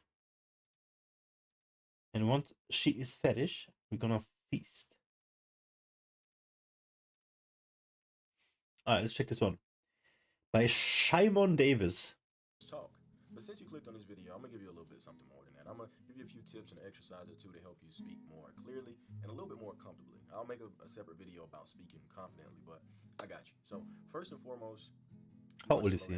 The reason why you want to slow down is because you want to take out all those unnecessary filler words. That doesn't mean don't ever use filler words, but the unnecessary ones. Like when after every sentence you're and like it's too much. Sometimes I like to use and sometimes I like to use like to add just a sense of character to my sentences, to my words, and to make conversations seem not so robotic. Because you have people that get on camera and they give you tips like how to be this and do this and do this and do this, and there's a cut to make all those sentences sound perfect. There's no. It's all a cut. Yep. It sounds robotic. Yep. You don't really get to relate to it, so I don't like to do that. But what I do is I'm very conscious of what I'm saying. I like to speak at a rate in which I can kind of watch what I'm saying and also allow my brain to keep up with my mouth, because people don't realize, but talking is a very complex motor skill. It's not just blabbing out stuff. It's a lot that goes into it. Your mind is working in many different ways. So I could have used and like when I just paused right there, and that's what most people do. They use those words to give themselves time to think, but when you could literally just slow down, think about what you're gonna say, think about how you're gonna say it, and how you want to communicate, and it's really very simple. The reason why most people get pressured to do things is because they're kind of afraid of silence. It's the same way, you know, a guitar player or most amateur guitar players, when they're doing a solo or they're playing a guitar, they try to do everything fast. They don't want to make any silence, but real people will tell you, real musicians will tell you that the soul is in the silence. That guitar player that just shreds out a bunch of notes, yeah, it sounds cool, yes, it's impressive, but then there's that guitar player that take that one note and just ring it out. And it's in the silence, it's in that pace, it's in that cadence, it's in that rhythm where all the things go. It's just like a drummer, you know? Somebody can sit there and yeah, that's cool. And there's gonna be moments when you need to do that. But then you got the dynamics. Now he's just flexing. You know what I'm saying? There's different scenarios that call for different things. So when you're speaking about something that's very unnecessary, you can skip past those things. You can speak a little more quicker. But when you really want to get into details, and you want to paint pictures, and you really want to convey a message, that's when you slow down. So for example, I was just headed down the alleyway, and you know, I bust a right, bust a left, and then I found myself in this place, right? I said all of that, but you don't really feel it. Now, I was just walking down this alleyway, and then I took a right, and then I took a left, and all of a sudden, I got this weary energy about this thing. And I mean, the birds were chirping, and the cars were passing by, but then all of a sudden, this one car pulled up, all black, tinted window. You get what I'm saying? You can skip past all the unnecessary details because you don't really want the person listening to focus on those things. So that's kind of my philosophy on the whole speaking fast, speaking slow. Interesting. Taking out the filler words and all that good stuff. And then another thing that will help you speak more clearly is to know what you're talking about. And I'm not talking about concepts. I'm talking about we got that one. We'll get into concepts in another video. But a lot of people like to use words that they're not familiar with, all these big words, trying to, enhance vocabulary, which is cool. But many intelligent people, they use simple words to describe advanced situations. And you want to use things that you're more familiar with, things that you're more familiar with pronouncing. And one thing many people won't tell you is when you want stick to your guns. The quality of your vocabulary is not about the words in which you use in terms of how big they are, but how specific they are. So somebody be like, I feel bad. Okay, that sounds like something a kid would say. What type of bad? I feel angry. I feel upset. I feel devastated. You know what I mean? Or that car looks bad. How does it look bad? That car is destroyed. You know what I'm saying? There's different words that describe specific things, and a way to sound, a little bit better in your speech, or to be a little bit more clear in the way you communicate, is to be specific. That's the same reason why most people have respect for those people that are straightforward. They tell you how it is instead of beating around the bush. Well, the mind kind of picks up speech the same way. But another thing, and I struggle with this too. I'm from the South. I have a little accent. Some words I kind of mix together, like ask, right? Asking a question. Most of the people down there say ask, like ax or ask. It's all merged together. So I've seen this, and I've tried this too. You can take this pen, you can put it in between your teeth, you can say alphabet, you can say sentences, you can talk, you can do whatever with this pen in between your teeth, and it will make you over-articulate your words to the point where you don't have this, you will start to do this. So you take a pen, right? Okay. A, B, C, D, E, L, F, G, H, I, J, L, M, N, O, P. Elemento. It's not A, B, C, D, E, F, G, H, I, J, K, Elemento. A, B, C, D, F, G, H, I, J, K, right? Q, R, S, T, U, V, Y, Z. You'll notice there's going to be a lot of tension in your tongue, right? So when you start to do this, you want to do it a few times a day, you want to do it 5 minutes out of your day, whatever. You're going to notice all that tension in your tongue. Well, eventually, tongue's going to get a little stronger, it's going to get a little bit more flexible, and because you're going to get used to over-articulating your words, without the pen, you're going to speak a little bit more clearly. And to wrap that's a cool exercise. Everything you learn, and when you're trying to really practical. Learn something and improve, you have to analyze yourself. You have to watch film. So record yourself talking. Record yourself talking for 5 minutes. Record yourself doing these exercises. Record yourself doing all these things and analyze yourself. Look at the way you look. Look at the way you're talking. The way your hands moving. Some people have their hands down there, talk like relaxed. That's really good exercise. With your hands, you know what I'm saying? So I think I'm gonna talk the rest of the stream. We're gonna talk like this. When I look into the camera, I JK. too much. Or the camera is misrepresent the person. If I'm looking at somebody, but I see what he's I'm saying. blinking a bunch at the camera, I'm probably blinking a bunch, you know, when I'm talking to a person. And I can see myself judging myself because I keep stumbling over these words. And I'm thinking, well, these words sound better, and I don't sound good. You can't judge yourself, man. You just got to talk freely, but it all comes from practice. And it's not just you practicing talking; it's you practicing in the way in which you want to talk. So there's this little saying I was thinking about the other day. It was like, you should practice in the manner in which you want to perform. If I want to talk fast, why would I practice slow? Now, let me pause that. You practice slow to get a foundation of what you're saying, and then you progressively increase your speed, right? Because you want to do something right. You don't want to do it wrong and practice that because you're going to get bad habits. Let's say I want to talk fast, and it's like blah, blah, blah, blah, blah, right? So the next week it needs to be blah, blah, blah, blah, blah. And the next week, blah, blah, blah, blah, blah, blah. And it just keeps going on and on and on and on. But you have to practice in which you want, in the manner in which you want to perform. So if you want to talk slow, practice it slow. If you want to talk fast, slowly progress till you get faster. But I think the best speakers are the ones that speak in a very dynamic way. Just like I was mentioning earlier, they know when to slow down, they know when to speed up, they know when to get a little bit loud, they know when to get a little bit quiet. They have that good dynamic. The same thing with a dynamic driver. We hate being in cars, or we hate being around people that drive too slow. Maybe we don't like being around people that drive too fast. But that person who knows when to cruise so you can see the scenery, that person who knows to tear out of there like a bat out of hell when they need to, that person who can hit the curves just right, that person who can hold the car, those are the dynamic drivers. They know how to smoothly press on the brakes. It's not, it's just like, man, this dude know what he doing. So it's the same thing with conversation, man. So when I get back to the crib, bro, I got a video. It's gonna be pretty good about speaking and improving. I want to do that one in my layer. You know what I'm saying? Got the vibe going and all that stuff. But I got y'all, man. So if there's something else you need any help with, just comment and I'll try my best to help y'all out.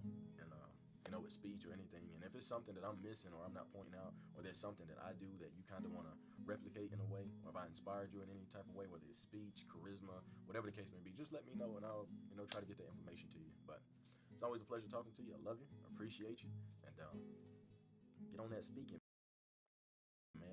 In 10 minutes, I want to see that you done did all these steps, you done practice, and you done recorded yourself, you analyzing it, you see what you messed up on. I want to see you critique yourself in the comments. I want to see, I speak a little bit too fast, so I have a problem with stuttering, and this is what I'm going to do. I need some solutions to these issues, because we got to get better every day. That's the goal, and that's what we're going to keep going. So, like I said, man, I love y'all. Y'all take care. Always a pleasure talking to y'all. Talk to you soon. Cool. What a cool guy, dude. Oops, almost thumbs down. There was a lot of good stuff that he said. I'm definitely gonna check out his channel at some point. I am definitely going to check out his channel afterwards. Trying to what was he saying? No, what was it? See, I need more vocabulary, honestly. Emphasis. Yeah. I think my biggest problem is I live in Germany and I don't even speak German that much, but it's still like my main language. And then I have like this Neanderthal language that I don't even like. And then I have English, which I can't really pinpoint. Like, am I good in speaking English? Am I not? It is, after all, the language that I'm using every day, daily, mostly. And still, I just feel stupid sometimes using it. Not because of the language, but because I don't know the words. And then I learned Spanish for a bunch, and when somebody is talking Spanish, I understand like most of it, but I can't really speak it myself. Same goes for all Slavic languages, Russian. I understand it when people are talking, but I can't really speak it myself. I do, however, I know the alphabet. What's the word for it? Cyrillic? I know that one. I taught it myself. I taught it to myself when I was very little. Nobody showed me. Nobody did. And now I can read it. I can read it slowly, but I can read it all. Like, if you give me a book, I would take forever to read it all, but I would be able to finish it. Yeah. It's just practice in the way you want to perform. Okay. That was a good one, though, for sure. So I think my pizza just dinked. Let me check on it. And we have a bunch more to go. So thinking fast. We'll be right back.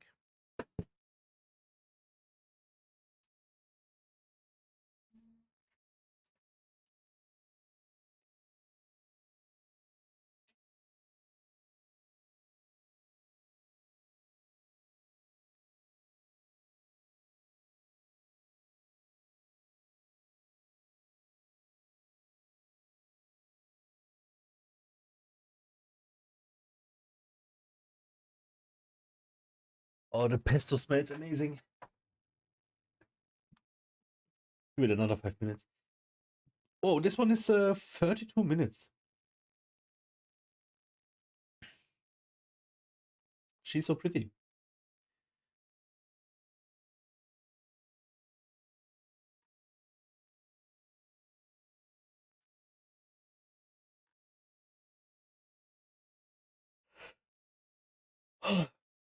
Fuck, half an hour is too much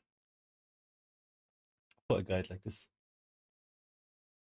Should we skip her? We're not gonna skip her, but we're gonna...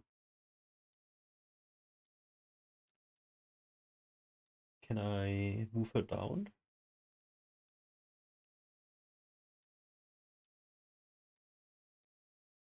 Oh, I can't. 3 daily public speaking exercises. That's what I want to see for sure. Or we watch something else and look at the rest later.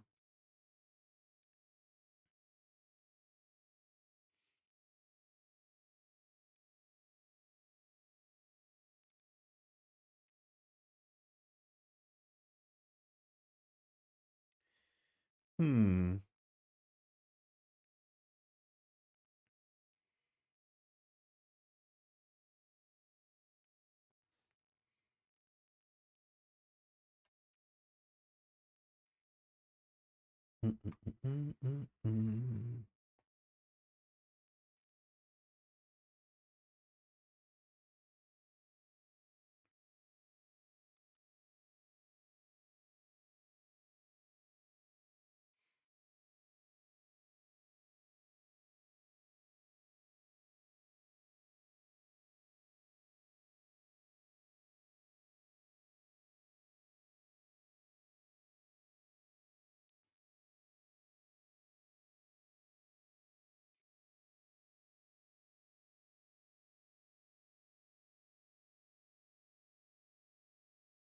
Guys, I think we're gonna watch a little bit of a longer video.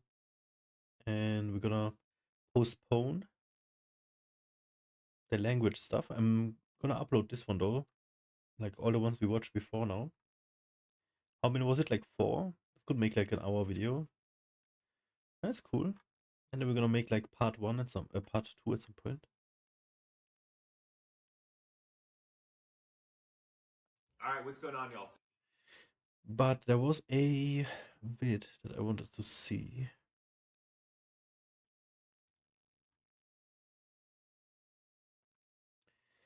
By Mike Israel. Hey folks, and he says he solved the trolley problem. So you might know the trolley problem where you have a trolley, I guess, and you can decide if it goes in one direction, killing 5 people, or in the other direction, killing only 1 person. So whatever you choose, somebody's gonna die. But do you kill 5 people? Do you kill 1 people? So yeah, I'm gonna definitely wanna listen to this one today.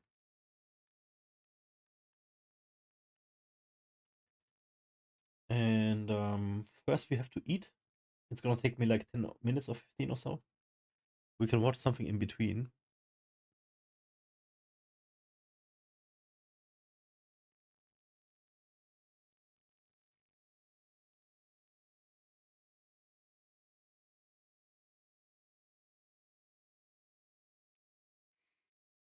Like this one.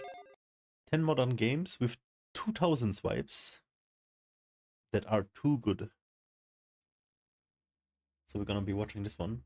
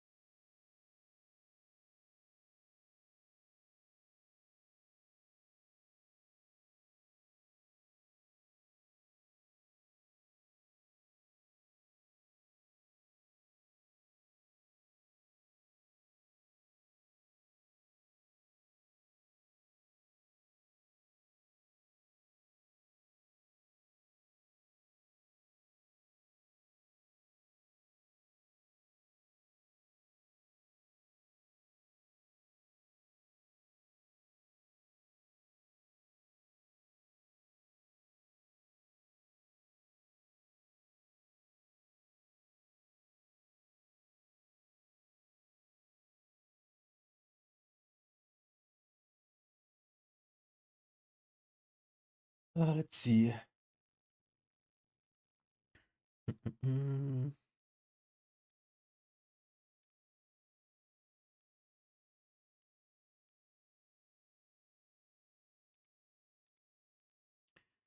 Let's see.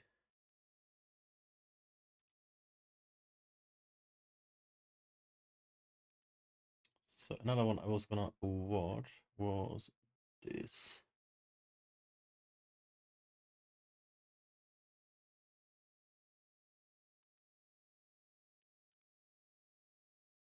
But also,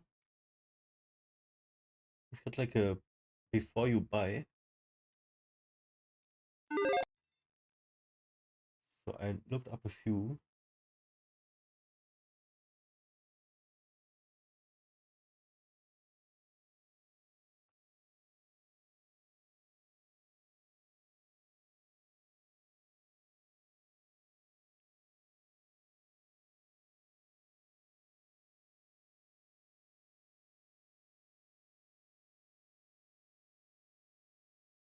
Until Dawn remake. Oh, Silent Hill 2. Yeah. We're gonna have to get that as well, dude. Fuck.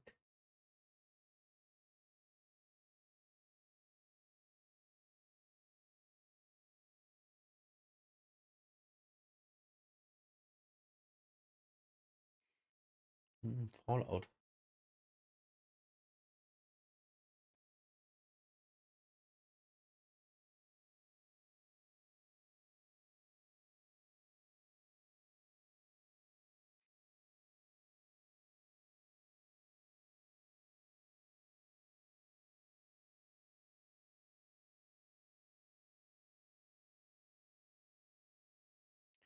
We're gonna play Final Fantasy. You know, yearly I would play Final Fantasy X. And now I would play it like on an emulator. And now we can play the remaster.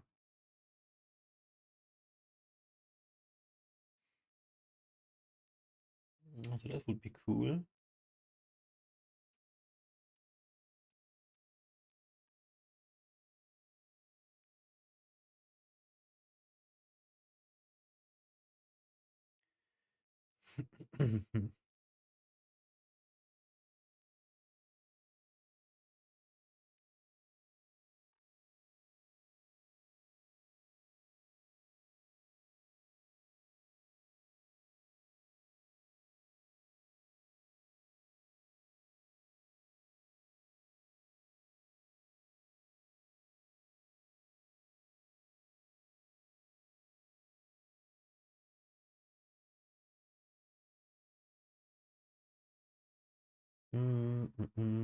Found another nice video by Gooby and Doobie.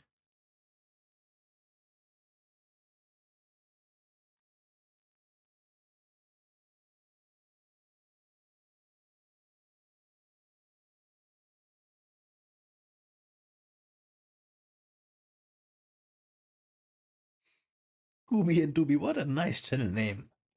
Yeah. That's a good name.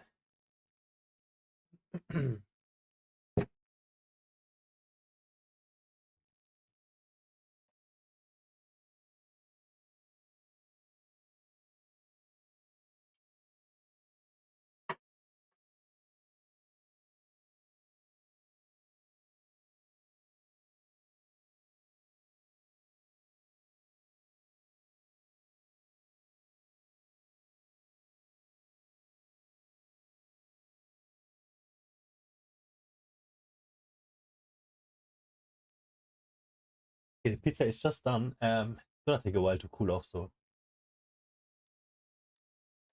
let's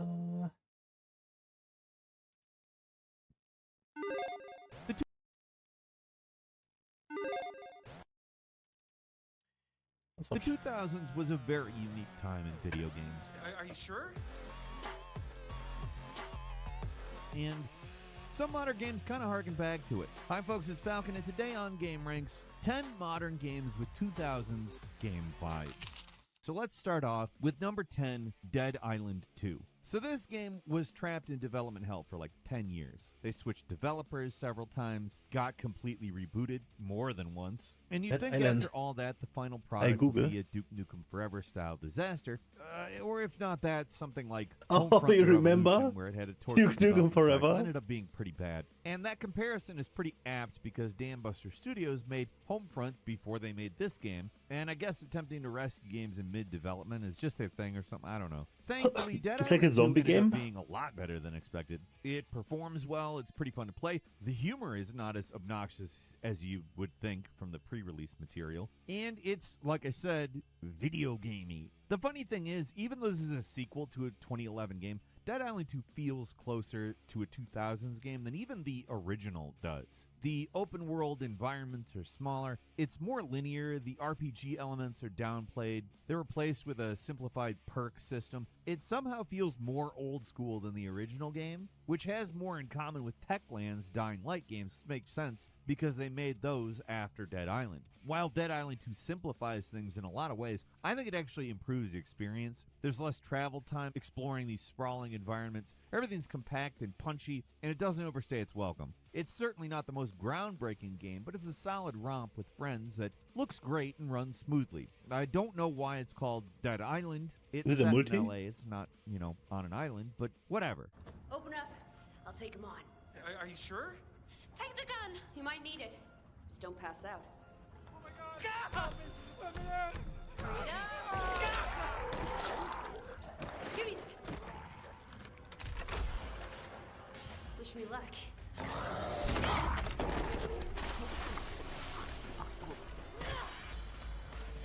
At number 9 is Evil West, a 2022 action game from Flying Wild Hog, the guys behind the recent Shadow Warrior games. This game is a glorified throwback to old school action games. It's also very deliberately aping a more modern sort of game. The God of War reboot, the controls and certain elements of the combat are straight out of Sony Santa Monica's playbook, but the structure of the game is 100% old school. This game may use Old Man Kratos as a starting point, but by the end you've got a full arsenal of weapons and gadgets unlocked. It feels closer to a character action game or a spectacle fighter, or whatever you want to call the premier sort of action games we got before everyone wanted to make Souls-likes. And the mission design is what really makes this game feel particularly old school. It's relentlessly linear and rigid with how you can progress. There's the occasional hidden chest off the beaten path or an optional encounter or two, but it's not like more modern games where they offer the illusion of openness. At least, there's not a million collectibles or side quests to bog things down. You just do a mission, fight a bunch of monsters, maybe take on a boss, and it's back to the base to get an upgrade.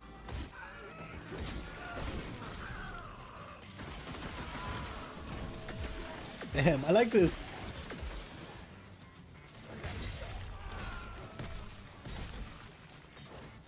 It does take a few hours to really get off the ground, but once you start getting a lot of the really fun powers and guns, the game's potential really starts revealing itself. It's a game we've been championing for a while here now at Game Ranks, and it's not going to be for everyone. I'm not going to lie and say, everybody is going to enjoy this game. Sometimes the level design is also a hurdle there, but if you're just looking for some solid fun, Evil West has got it in spades.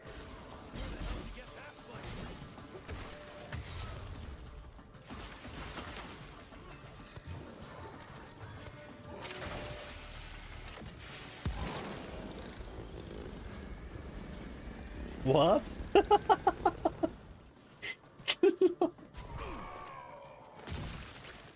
He's got like a tsunami and fire at the same time. That was cool. Now, with modern shooters, there tends to be some kind of gimmick to get people's attention. Either they're Call of Duty style affairs, Doom Eternal style action games disguised as shooters, or the many flavors of the 90s right, we need to play Doom shooters. But you rarely get something like RoboCop Rogue City, which directly channels the mid-2000s licensed game boom. I don't think I can stream Doom with audio, actually though. Noteworthy RoboCop game come out. It was back all in the songs are 2003. DMCA. Now, it was a Titus game and it sucked, but the DNA for Rogue City was right there. What makes Rogue City so unique compared to other shooters is that you're basically a walking tank. You're slow, you don't need to take cover, and you got a big pistol with infinite ammo. The levels in this game aren't areas like in other FPS games. They're basically shooting galleries. You slowly march forward, and guys jump out of cover, basically for you to mercilessly eviscerate in the name of justice. Just stupid, mindless killing people. as a tank. That sounds fun.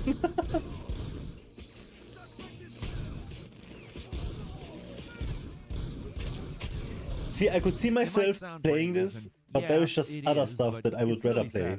It would still be on my list, but I would just never get to it, you know what I mean? It's amazing. I gotta compliment the destructible environments too. You straight up annihilate just everything in your pad. It's awesome. There are a lot of modern features. There's a skill tree, certain levels that are hubs where you do side quests and talk to people and perform investigations. In those parts of the game, it feels a little more like an RPG than an old school shooter. But when they throw all that out and just let you go nuts, that's when the game shines and when it feels like a very old school game.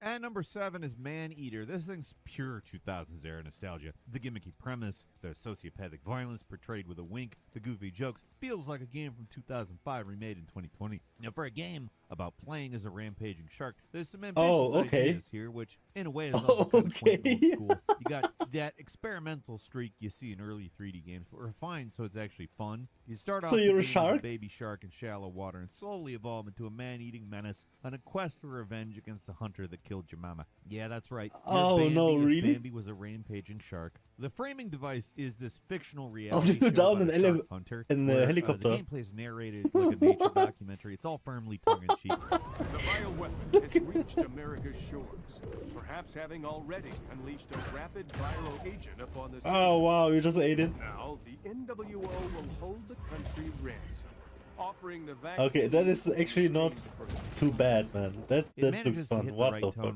Goofy without trying too hard to be funny, and there's some great ideas. Not to tell you it's like a perfect game or anything. I mean, after a few hours, you've pretty much seen everything you're gonna get, and if you keep playing, you're just gonna do more of it. You eat fish, smash boats, chomp on some swimmers, rinse and repeat. There's not a lot of gameplay variety, but the stuff you do is mostly pretty fun, and the environmental design is actually great with the little Easter eggs they sprinkle all over the place. It's all fun. That's the game. Maybe it's a little tedious, a little repetitive at times, but in a way that makes it feel old school as well. It's not bursting with activities to keep you engaged. It's a game that does one thing and does it relatively well. Sometimes that's what a game needs to be. This is one of those times. What are these? So you become like a nuclear megalodon. To make us hate America and love Shooting laser beams. Yo. The influencing machine is destroyed. America is freed from its spell, will forsake their philosophy. Who is narrating? What is he narrating? At number 6 is Way of the Hunter. If you were a console gamer in the 2000s, then the trend may have completely passed you by, but at the turn of the millennium, hunting games were absolutely huge. The Deer Hunter games and the Cabela games were Call of Duty before there was Call of Duty. These things got yearly releases, and they were always big sellers in their particular market. They weren't exactly great games or anything, but they offered something a lot of other games didn't, which is a simulation of hunting, where careful tracking and practice for precise aim, it's all really much more important than twitch reflexes. These are real different kinds of FPS games, and the idea behind them was sound, but the execution left a fair amount to be desired. There was an audience for hunting games, trying to but it wasn't until recently we started to get some decent ones with like The Hunter, Call of the Wild, and Way of the Hunter. Just making a hunting game at all feels old school in some ways, even though they're really just a continuation of stuff like Truck Simulator and Farming Simulator. Games which are slow-paced and fun for casual and hardcore enthusiasts alike. Way of the Hunter has some impressive forests, and the hunting is appropriately challenging, but in a few ways it's a little more accessible than The Hunter. It's a game that you can play just for the nature walks if you really want to, or bone up on hunting without having to get up at 5 in the morning and stand around in 20-degree weather, because that's what it's like if you've ever done it.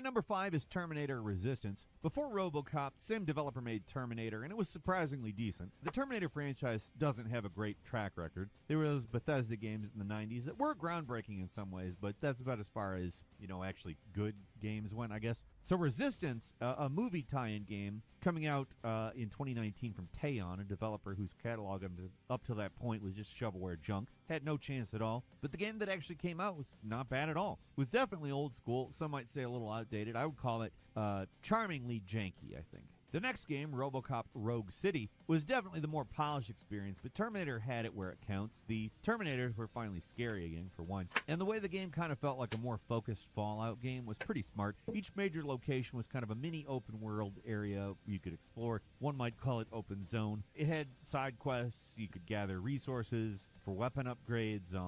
The game actually made upgrades feel like they mattered, too. Certain weapons were required to damage certain Terminators, etc., etc. At first, the Terminator's just untouchable, but by the end of the game, you're mowing them down like little leaves of grass.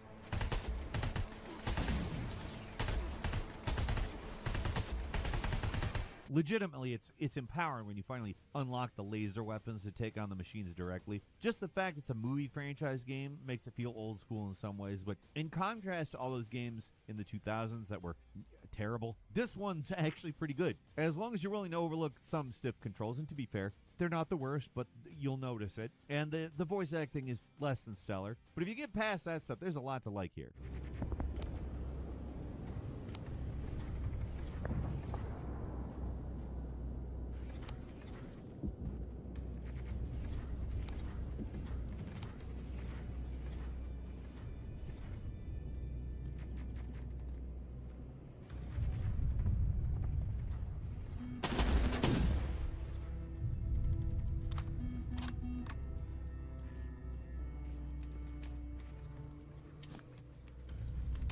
At number 4 is Alone in the Dark from last year. Now, we did not say these were going to exclusively be good games. Some 2000 game vibes were not necessarily great. The new Alone in the Dark, it's a janky one. It's also pretty darn short, and it never I remember really feels Alone in the great Dark, per I se, think. but if it's got anything, it's got vibes to spare. Like it is a throwback survival horror 20-something game years through and ago. through. It's got the modern camera, but beyond that, it's exactly what you would expect from a mid-2000s horror game that's not called Resident Evil or Silent Hill. It does feel a little off compared to its more polished competitors, but it still has its charms. Like, the puzzles are mostly pretty fun. The story is intriguingly weird. The Okay, I will be experience eating. itself, it's kind of mediocre, but the presentation of the story is what makes it work. It's just quirky and odd enough to keep you going until the ridiculous final act. The game's full of oddball little secrets and Easter eggs, which also feel super old school as well. Just unlocking the alternate endings is the sort of thing you'd see in an old horror game, and it works. It's a game that does grab your attention despite its flaws. I can see why it did ultimately fail, because as a game it's nothing special, but as a vehicle to watch David Harbour awkwardly interact with a bunch of weirdos and have no idea what's going on, it's actually great. That alone makes it feel pretty old school. I mean, how many games ever have celebrity voice acting anymore? That sort of thing was everywhere in the 2000s, and it's gone now. Are you ready to tell me what happened in the attic? I put a rope around my neck, and then I strangled all the life from my body.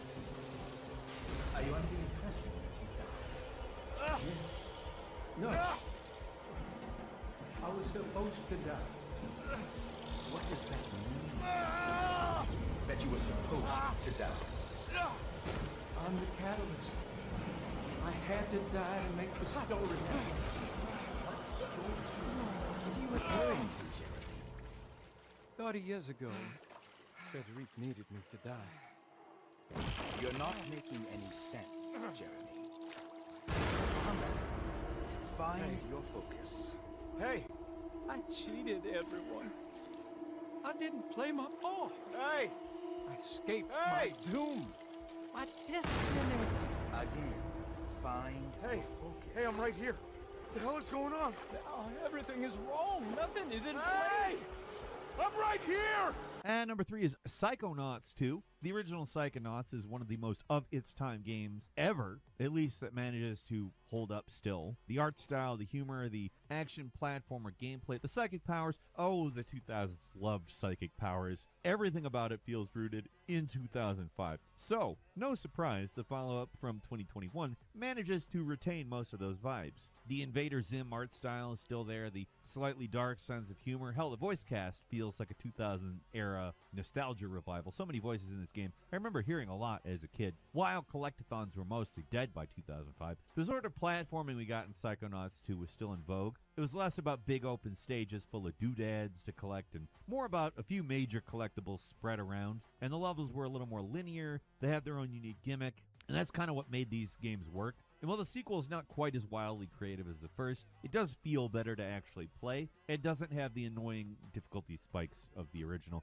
It's impressive that Psychonauts 2 manages to stay so close to the spirit of the first game, even though it came out 15 years later. Usually when you get these kind of nostalgia revivals, they feel off. Or if they are able to recreate the vibes, the gameplay suffers from being too rooted in the past. But this game manages to thread the needle. It's both reverent to the original while still being a fun, modern game in the ways that you kind of need, like the more utility-oriented ways that you might expect a game to be different over that period of time. Like you can enjoy this game even if you have no nostalgia for the original.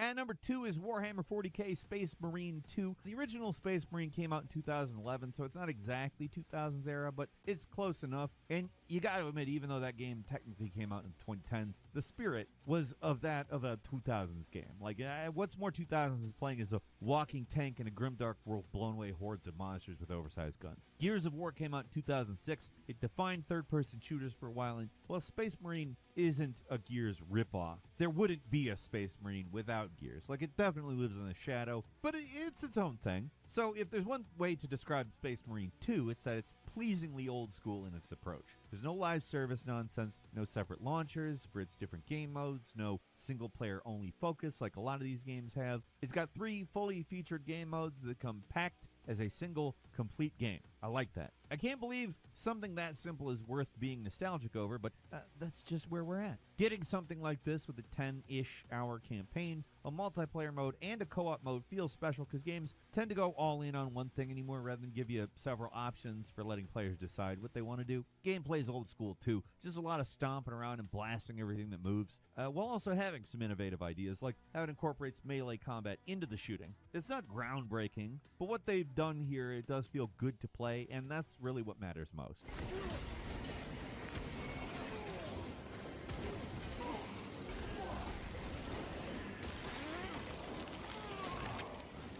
Another one dead.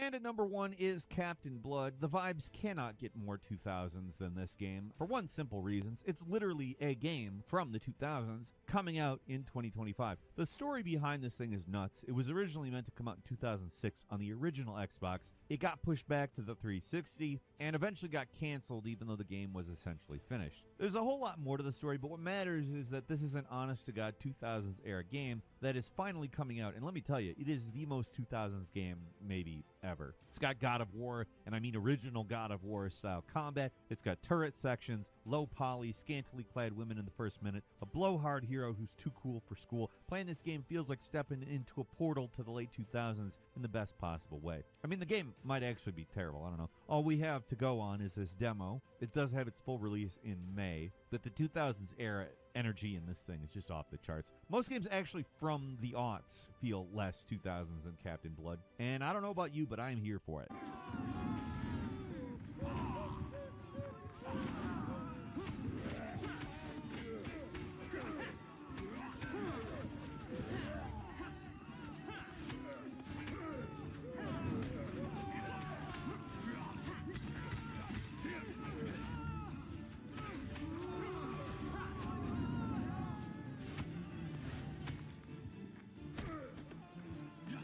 Speaking of what you think, leave us a comment and let us know. If you like this video, click like. If you're not subscribed, now's a great time to do so. We upload brand new videos every day of the week. Best way to see them first is, of course, a subscription, so click subscribe. Don't forget to enable notifications, and as always, we thank you very much for watching this video. I'm Falcon. You can follow me on Twitter and book me on Cameo at Falcon the Hero. We'll see you next time right here on Game Ranks.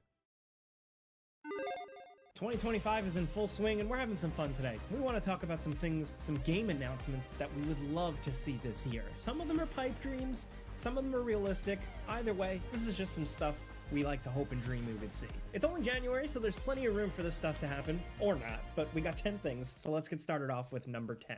Something new from the Elder Scrolls 6. Bethesda released a teaser for Elder Scrolls 6, if you remember, June 10th, 2018. Yes, it's been more than 6 years since that announcement, and so far we've gotten nothing else on what the game actually is going to be. Not even a subtitle, nothing. No hints, nothing for 6 years. So now with Starfield mostly in the rearview mirror, 2025 feels like the time for Puxatawny Todd to crawl out of his hole and show his shadow and end this long winter, or whatever, however the metaphor goes. Look, it's January, we're doing Groundhog Day references, buckle up, okay? Look, we're not asking for like much, just a trailer. We don't need like an actual game reveal or release date yet. Take your time, make it good, don't rush it, but we would love at this point to see a new comprehensive trailer with some details. I think the main thing some people want for a new Elder Scrolls game is, well, for it to exist, obviously, but also to make it weirder, more interesting, less generic. Basically, some fans want more Morrowind and less Oblivion or Skyrim. That's why the rumors and speculation and a lot of people just want to see Hammerfell as the next province in the series. It's not a surefire thing that Elder Scrolls 6 will be set in Hammerfell, you know, where the Red Guards live, but the distinctly Mediterranean look of the landscape shown during that teaser makes some people think it might be Hammerfell. Of course, we're talking about a 6-year-old teaser, so anything they showed there could have been meaningless. We could end up anywhere. We could return to a location, who knows? The sky is the limit. We don't really care where the game is set, we just want to know more than nothing, which is where we're at now. Now, next over at number 9, BioShock 4. We know even less about this game than the next Elder Scrolls. It has at least been confirmed. It was announced in a press release back in 2019. We knew that 2K wanted to pursue and make a new BioShock game. That press release in 2019 confirmed the game existed and that a studio named Cloud Chamber was working on it. Since then, we've gotten a few LinkedIn posts teasing the game's existence, and it's shown up on a few like leaks and stuff like that, but that's really it. Everything else about BioShock 4 has been strictly hush-hush, you know, no trailers, no real information about a potential setting, nothing. It's been so long since the press release that it's entirely possible that the entire thing has been canned. I mean, the original release has been pulled from 2K's website, so all you can find now are articles reporting on it. So who even knows if this game is still really being made? We think it is, but who knows? I mean, we get a chance to learn more, hopefully, in 2025. You know, maybe a trailer and a solid date or window for when the game is coming. We'd love to see that. That's gonna be a common refrain on this list. We don't want any lame teasers or super vague release windows. You know, we want substantial trailers that show in-game footage with some actual solid release dates. It would be better if some of these things actually come out in 2025, but with how long everything takes in the game industry now, we're not holding our breath. As for what we'd like to see in BioShock 4, honestly, we're open to whatever they give us. Make it a new setting entirely, or head back to Rapture for one more go, whatever. As long as it's cool, we're in. And BioShock 2 proved that you don't always need Ken Levine, the series creator, to make something from this, so we've still got our hopes up somewhat. We've been hearing whispers about it for so long. Let's finally get a good look at this. Next over at number 8, we know that IO Interactive's next game is a James Bond project, but as far as concrete details go, that's pretty much it. This thing from the Hitman creators only has a working title. We don't even know what it's going to be called. I think it's pretty safe to say that the plan with this one is to stick pretty close to what IO is actually good at.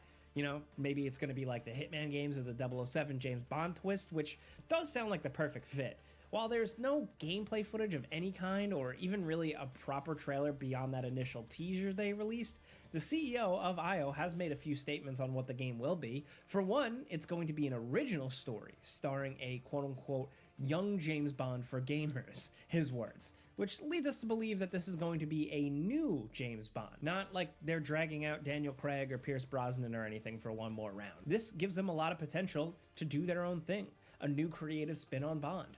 They also plan for this game to be the first in a new trilogy, so it sounds like they want to do something similar to their World of Assassination Hitman games. I expect a lot of social stealth set in large, semi-open world locations. I expect there to be a lot of sneaking, but also, hopefully, some actual action and good shootouts and cool cars and a variety of objectives. Look, basically we're looking at something like maybe the recent Indiana Jones games as a blueprint, not necessarily first person, we don't really want that, but just in terms of mission design, world structure, stuff like that. We're just spitballing, we're talking out of our ass though. Whatever it'll be, we really want to just see more. They knocked it out of the park with the recent Hitman games, and we can't wait to see what they'll be able to do with James Bond, because James Bond needs a refresh right now. Next over at number 7, Titanfall 3. Look, for as much love as Titanfall 2 gets from enthusiasts, the game just didn't perform as well as EA wanted. It sold less than the first game, probably because they released it in the same window as Call of Duty Advanced Warfare and, bizarrely, EA's own Battlefield 1. Why would they do that? Titanfall 2 really never got a chance to thrive because of this, but a third game, which, let me be clear, has not been announced or anything, like a third game could be huge. Now, is Respawn, the developers, making a third game? Nobody knows. They've pretty much said that it wasn't happening. Then it came out that they were working on a game in the Titanfall universe, but it wasn't a straight-up sequel, and then nothing.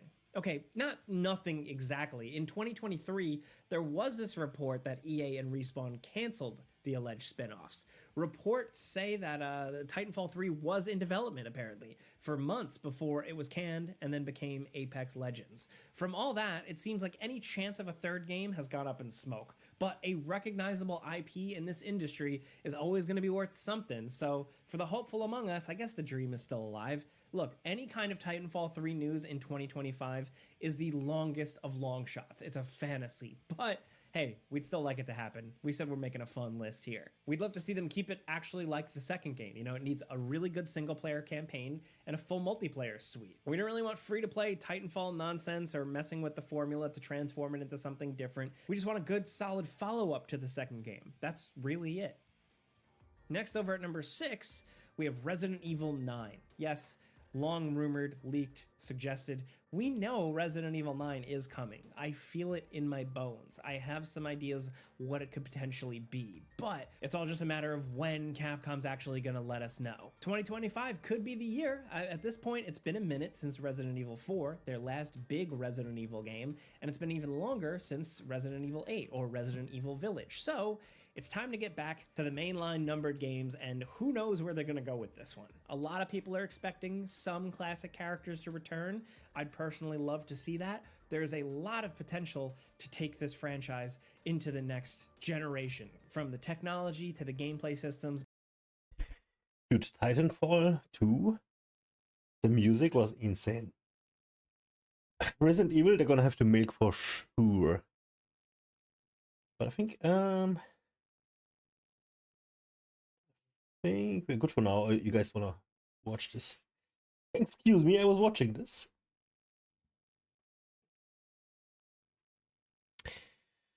So it's getting late. I think we have time for one more good one.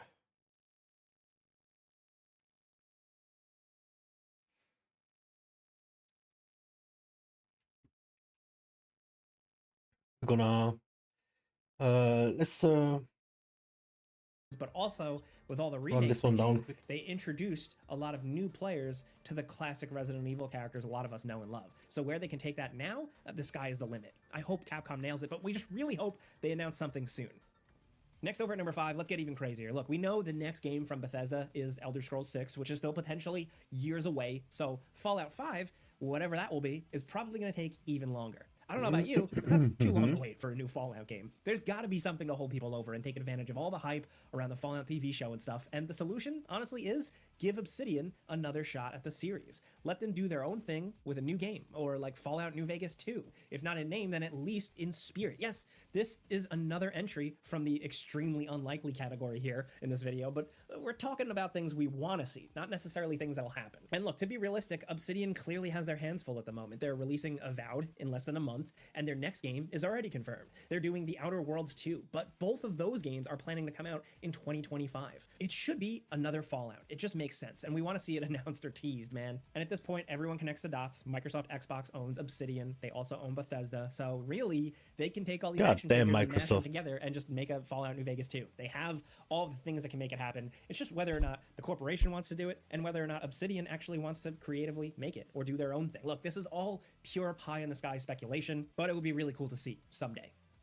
Next, over at number 4, the rumor mills have been churning like crazy over Creative Assembly, the creators of the popular Total War games. Nobody really knows for certain what their next game will be, but the 3 prime candidates seem to be a new Star Wars game, a World War I game, or a new Warhammer 40k game. If you've played any of their games, then these all sound like a significant departure from how the combat in these games works. Total War games have almost universally been about sending large stands of units at each other. You know, they worked for Roman and medieval settings. They've dipped their toes into the industrial warfare with games like Empire Total War, the Shogun 2 expansion, the Napoleon expansion, but never anything like World War I or even Warhammer 40k. We know that Creative Assembly is working on a new engine, which is probably being made specifically to accommodate gunfights and skirmish warfare in complex, more cover-heavy combat arenas. Or maybe they're just doing something completely different. These rumors could prove to be completely false, but, for one, we would just really love to see a new Total War 40k game. Think about it. The time is right. Hype for the Warhammer 40k universe is higher than ever. A lot of new people are coming in after the success of Space Marine 2 and so many other things. And if they actually manage to make a 40k game here, how they make their games, it would be a license to print money. That World War I concept also feels like it could be real, and if they were to make it, then it could be a good opportunity to test out some ideas for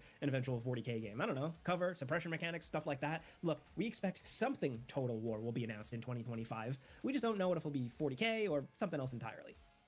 And now down to number 3, a PlayStation handheld. Yeah, why not, man? I mean, look, in 2024, we got some rumors that PlayStation is cooking up a new handheld. So, the way we look at it, 2025 would be a great year to announce it. The rumors as of right now suggest that PlayStation is working on developing a new handheld, and the handheld is apparently going to be designed to play like the equivalent of PS5 games. This is probably to compete with Nintendo Switch and their Nintendo Switch 2, and also Xbox talking about for years now that they're working on a handheld thing. Look, Nintendo did everything right. And depending on the use case, some people have really enjoyed that, but a real full dedicated PlayStation handheld could be a lot of fun, especially for the PlayStation hardcore fans out there who love the PlayStation Portable or the PlayStation Vita. Divinity. This could be the next thing. It also is a move. It's their IP. Personally, I think they are doing Divinity 3. It just feels like it makes the most sense, but it was meant to be the real proper conclusion of the Half-Life 2 story. Now, in intervening years, we've heard a lot of people talk about Episode 3, what it was going to be. The writer released an entire plot Episode 3. Man. But most importantly, the voice actor of G-Man, Mike Shapiro,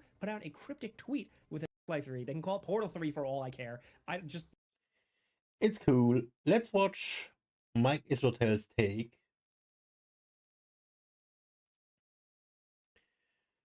Let's watch Mike Israel's take on I Solved the Trolley Problem, episode 6 on Mike Israel's channel.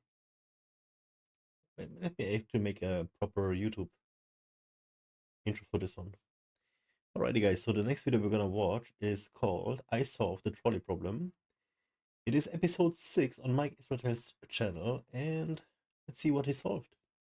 Dr. Mike Israel for the Mike Israel Making Progress channel, and this is video number 6 in our Until We Get Cancelled series, and I have a proclamation. I solved the trolley problem from philosophy. All right. Bold claim, sir. What is your evidence? Well, not only do I have evidence, I have a whole video that'll probably take way too long, so strap in. If you're in an airplane, you should be wearing your seatbelt already. And let's get into what the hell it is I mean. So, what we're going to talk about today, what is the trolley problem? If you're not familiar, you can just Google it, but I'll absolutely explain. And then a section called Beyond Feelings, what is the goal outcome? Comparing immediate effects versus long-run effects toward a solution. And lastly, and importantly, who cares? Well, I care, and maybe you care too. So let's take a look. First up, what is the trolley problem? The trolley problem is a bit of a classical problem in philosophy, or it's a philosophical conundrum, and it's, I think, designed to expose at least a fraction of your moral values as an individual, and also get you to try to reason about your morality. There are quite a few variations of it, but it generally looks something like the following. You have a trolley that is unmanned, autonomous trolley, ahead of its time, and it's careened out of control, and it's just going down the tracks, and strange coincidence, but the direction into which it's going, on the same tracks merely hundreds of meters away, that's right, meters, I'm an intellectual, well, yes, 5 people are tied to the tracks. Heavens. But before the trolley gets to those 5 people, of course, pulverizing them instantly in what I assume is a relatively fast and pain-free death, but death either way, there is a connector track that can, with the pull of a switch, but not by itself, veer the tram or trolley or whatever the fuck it is into another track.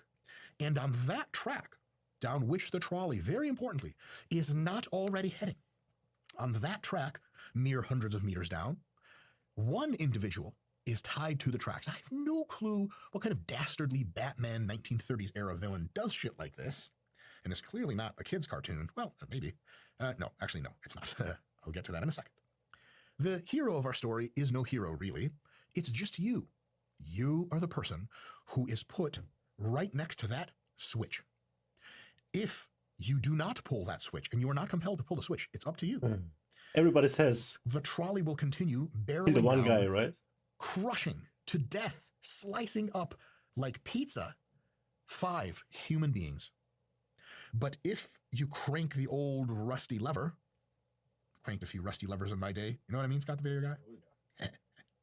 If you crank the lever, boom, boom, the trolley veers off course, saving those 5 people who were, in a sense, destined for death, but for literally your hand, and kills the one person who we assume would not have died.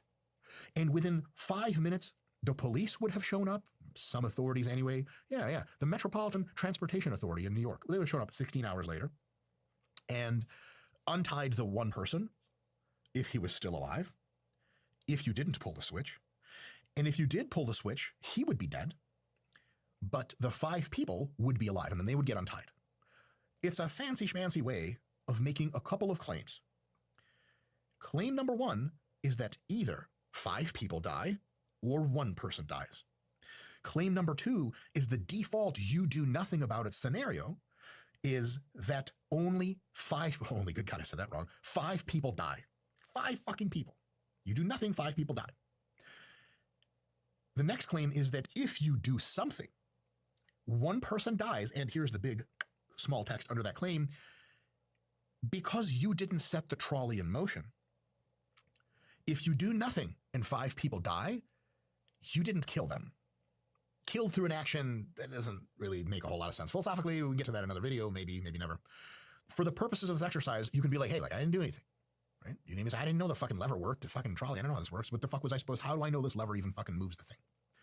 But if you figure out that the lever moves the thing, and you go, fuck, there's 5 people here, they're for sure gonna die, but if I crank this lever, it's gonna switch the tracks, and then this guy's gonna die, but I'm gonna save 5 people, but, and here's the big but, you are actively killing a person who, though curiously is tied to a fucking railroad track, is not destined for death. Your saving of 5 people must come at you, in some philosophically literal sense, killing another person. But your not killing of the other person, you're like, whoa, fuck this, man, I'm out of this pay grade. You do that. You abstain. And 5 people die instead of 1. Goddamn. Goddamn, so he very elaborately explained the situation. I think he did a good job. Everybody can understand. This question, I got asked this 2 times, I think, during my school career. And we never came to a conclusion. We would talk about it for a whole hour and then just discussing, right? Because there is no real answer. But because also, what the fuck are you supposed to say, right? Let's see what he's gonna say. If that's not the trolley problem summed up. Now, like if I fuck this up or miss something, just hit me in the comments. Like, oh, Dr. Mike, you fucking moron. It's not the trolley problem. That's how I see it. So it is a philosophical conundrum designed to expose your values and try to get you to pick one of you. You have to pick one or two. You either pull the fucking lever or you don't. Mm-hmm. And you either save 5 people or you save 1. Sort of. Or really, you save 5 people by killing 1, or you let 5 people die by deciding you won't actively kill. That's the situation. It's not that complicated. Now, most people will get one of 2 types of feelings about this situation. Usually lots of people, if you do this in a classroom and you give out the trolley problem and the kids think about it, and after a while the teacher's like, all right, what do we think? Who's is it good to pull the lever or do you not pull the lever? Someone will inevitably, representing a large fraction of the people in most cases, will be like, it's not okay for you to kill one person to save many. Killing is not okay. Because remember, the lever pull is an act of killing. And don't worry about legal consequences. Nobody's going to blame you. You save 5 people. Nobody's going to blame you. And if you didn't touch anything, what the fuck did you know? You're just an innocent bystander. So no legal consequences. It's moral only. It's what you sleep with at night and how you describe your actions. Really good problem. Someone is going to say it's not okay for you to kill one person to save many. Killing is not okay. If you pull the lever, you're wrong. Other people are going to say it is not okay to let 5 people, 5 whole fucking people, die if you have 6 people exposed to death potentially, just to only save 1 by inaction. Imagine how much if you say, well, I'm not into killing, and then 5 people die, their family members could come up to you and look you in the eye and be like, you say you weren't into killing, huh? You're like, yes. What the fuck is my dad doing? Cut in half. Like, well, I didn't kill your dad. Like, but you had a chance to save him, didn't you? And you're like, well, yeah, but most people are going to go one of 2 ways on that. That's how our discussions went. That's kind of how the situation is. How is each of these views in its own way valid? Let me lay it out. And please, as always, in the comments, let me know if I misconstrued anything or missed something. I'm not that smart. I might have just really fucked this up. How is each view above valid? Well, killing is fucked up and it's kind of wrong. So any way a person doesn't want to kill or let people come to harm, you can understand that, for sure. Actively killing an innocent person who would not have died but for your motion, because you flipped the switch or pulled a lever or whatever, is really, really a special case of fucked up. Like, you went out of your way, functionally, to kill someone, and like, maybe for a good reason, but you killed someone. And if you just stayed the fuck out of it, yes, 5 people would have died, but you killed no one. And that's important. But letting 5 people die when only 1 person could have, if you are into mathematics, as I'm a huge fan, that's 4 extra dead people. And if we really think death is fucked up, how do you square that? You think, oh, well, I'm not going to kill the guy. Death is fucked up, man. That's bad. Like, okay. So you're going to let 4 extra people die that didn't have to because you think death is bad? Explain that. And there's nuance. You could say, why killing is bad. And I'd be like, yeah, that trolley sure as fuck killed those people, and you could have stopped it. Like, oh, yeah, okay, right. Right. It's tough. I will say the problem is almost identical if you have a situation where, well, fuck, I won't get into it. That would have been politically suicide. I was going to talk about active shooters. I'm just going to fuck. Scott's video guy, we're going to leave that there. Leave this in for editing, but I'm not going there. In any case, that's all valid. There's nothing in there that's not invalid. But how is this whole analysis? And by the way, sorry, this analysis is about as far as most people get. Not an affront to most people.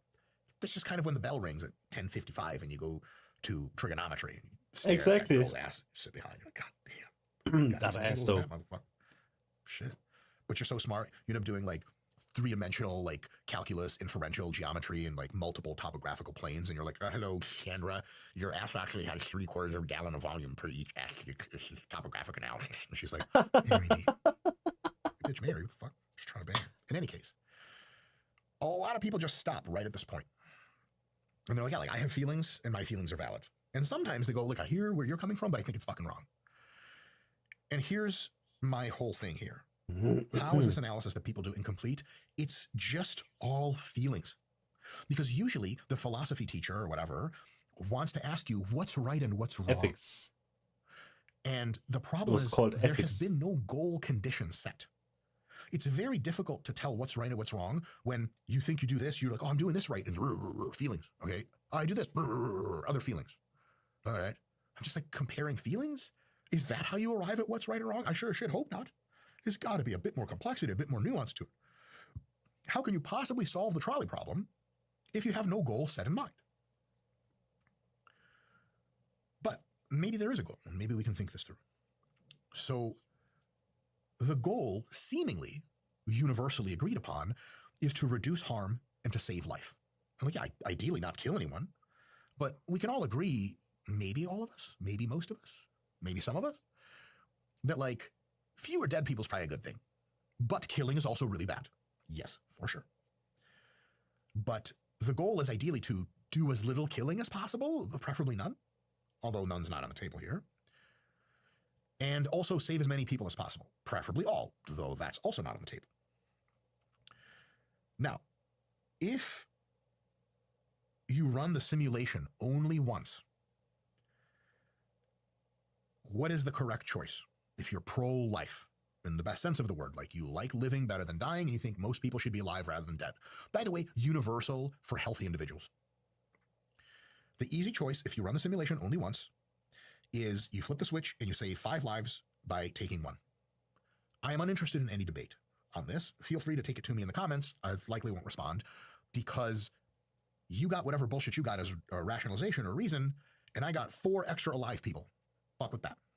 One time only simulation. There's not like, but what about, but what this, etc. But that's not really what people are trying to get you to get at with the trolley problem. It's a little bit of a, what's that called? I'm going to fuck this up. Like a Mott and Bailey fallacy, where they're like, hey, I'm talking about this thing, and you debate this thing. They're like, just kidding, we're debating this.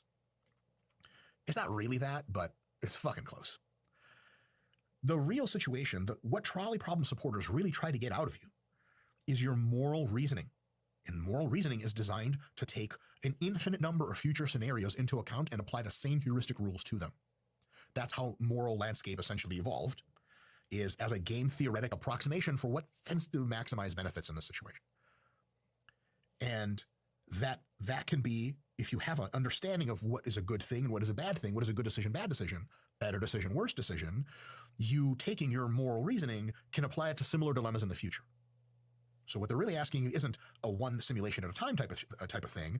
It's like inevitably they, if you're the person that says, look, the answer to this question today in philosophy class to the trolley problem is you flip the fucking switch and you kill that one motherfucker to save 4 extra people, 5 people total. And inevitably someone's going to be like, would you really want to live in a world where an innocent life is taken for the group? And you're like, damn, no, maybe, no, that's fucked up. But that's a very different question.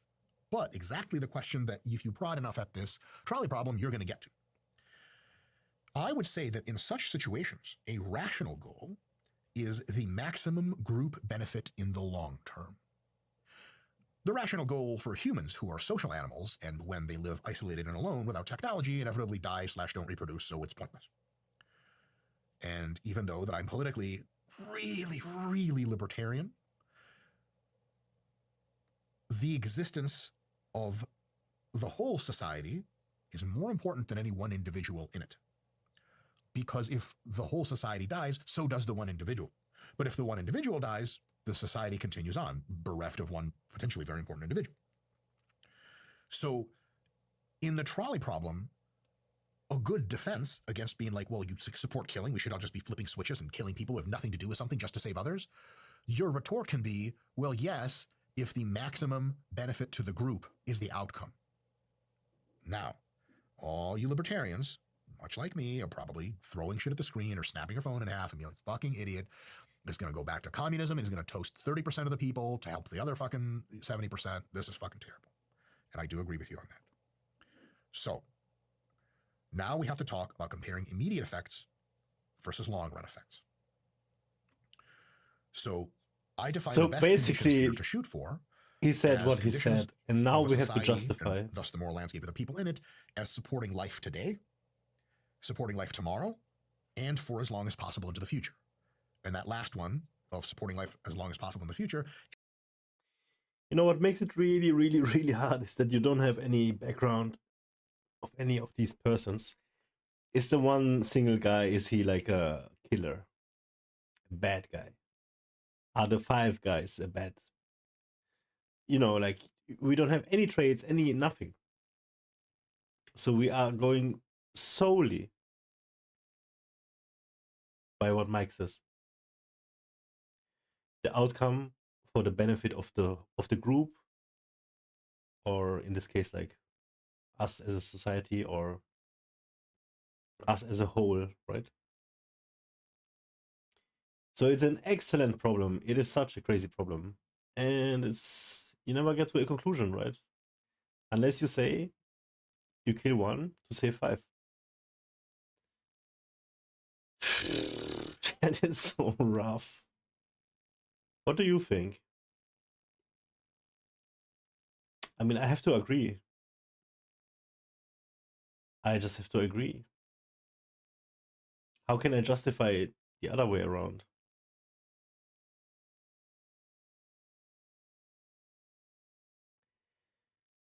Man, it's a numbers game, and it's a horrible numbers game. I can't even, however I want to explain or justify my standpoint, it sounds terrible. I can't even get myself to say it. It is a horrible situation. Is almost defined as and best fueled by progress. The whole fucking point of this whole channel. I want progress. I want a solution to the trolley problem that makes life better as far into perpetuity as possible. Now, of course, tomorrow also, and then into the future ad infinitum. He puts value on each of them. What kinds of things do we have to consider and 5 have more value than 1? Problem-like scenario, if we're going to take it way too seriously for the fucking bullshit philosophy 101 thing, which is exactly why you're watching this channel. You're into shit like this, apparently. Each of them has the same amount of potential. What kind of things do we have to consider to solve the trolley problem for long-term progress? Because that's a hell of a fucking cudgel to wield in a debate. Because someone's like, well, I think your solution's fucked up. And like, yes, but it also supports long-term progress. And they're like, would you really do this fucked up thing for progress? Yes, I would. But what progress, by definition, is better than not progress. If you go at him with this question and you basically looking down on him, what are you standing for? To kill 5 people to save 1?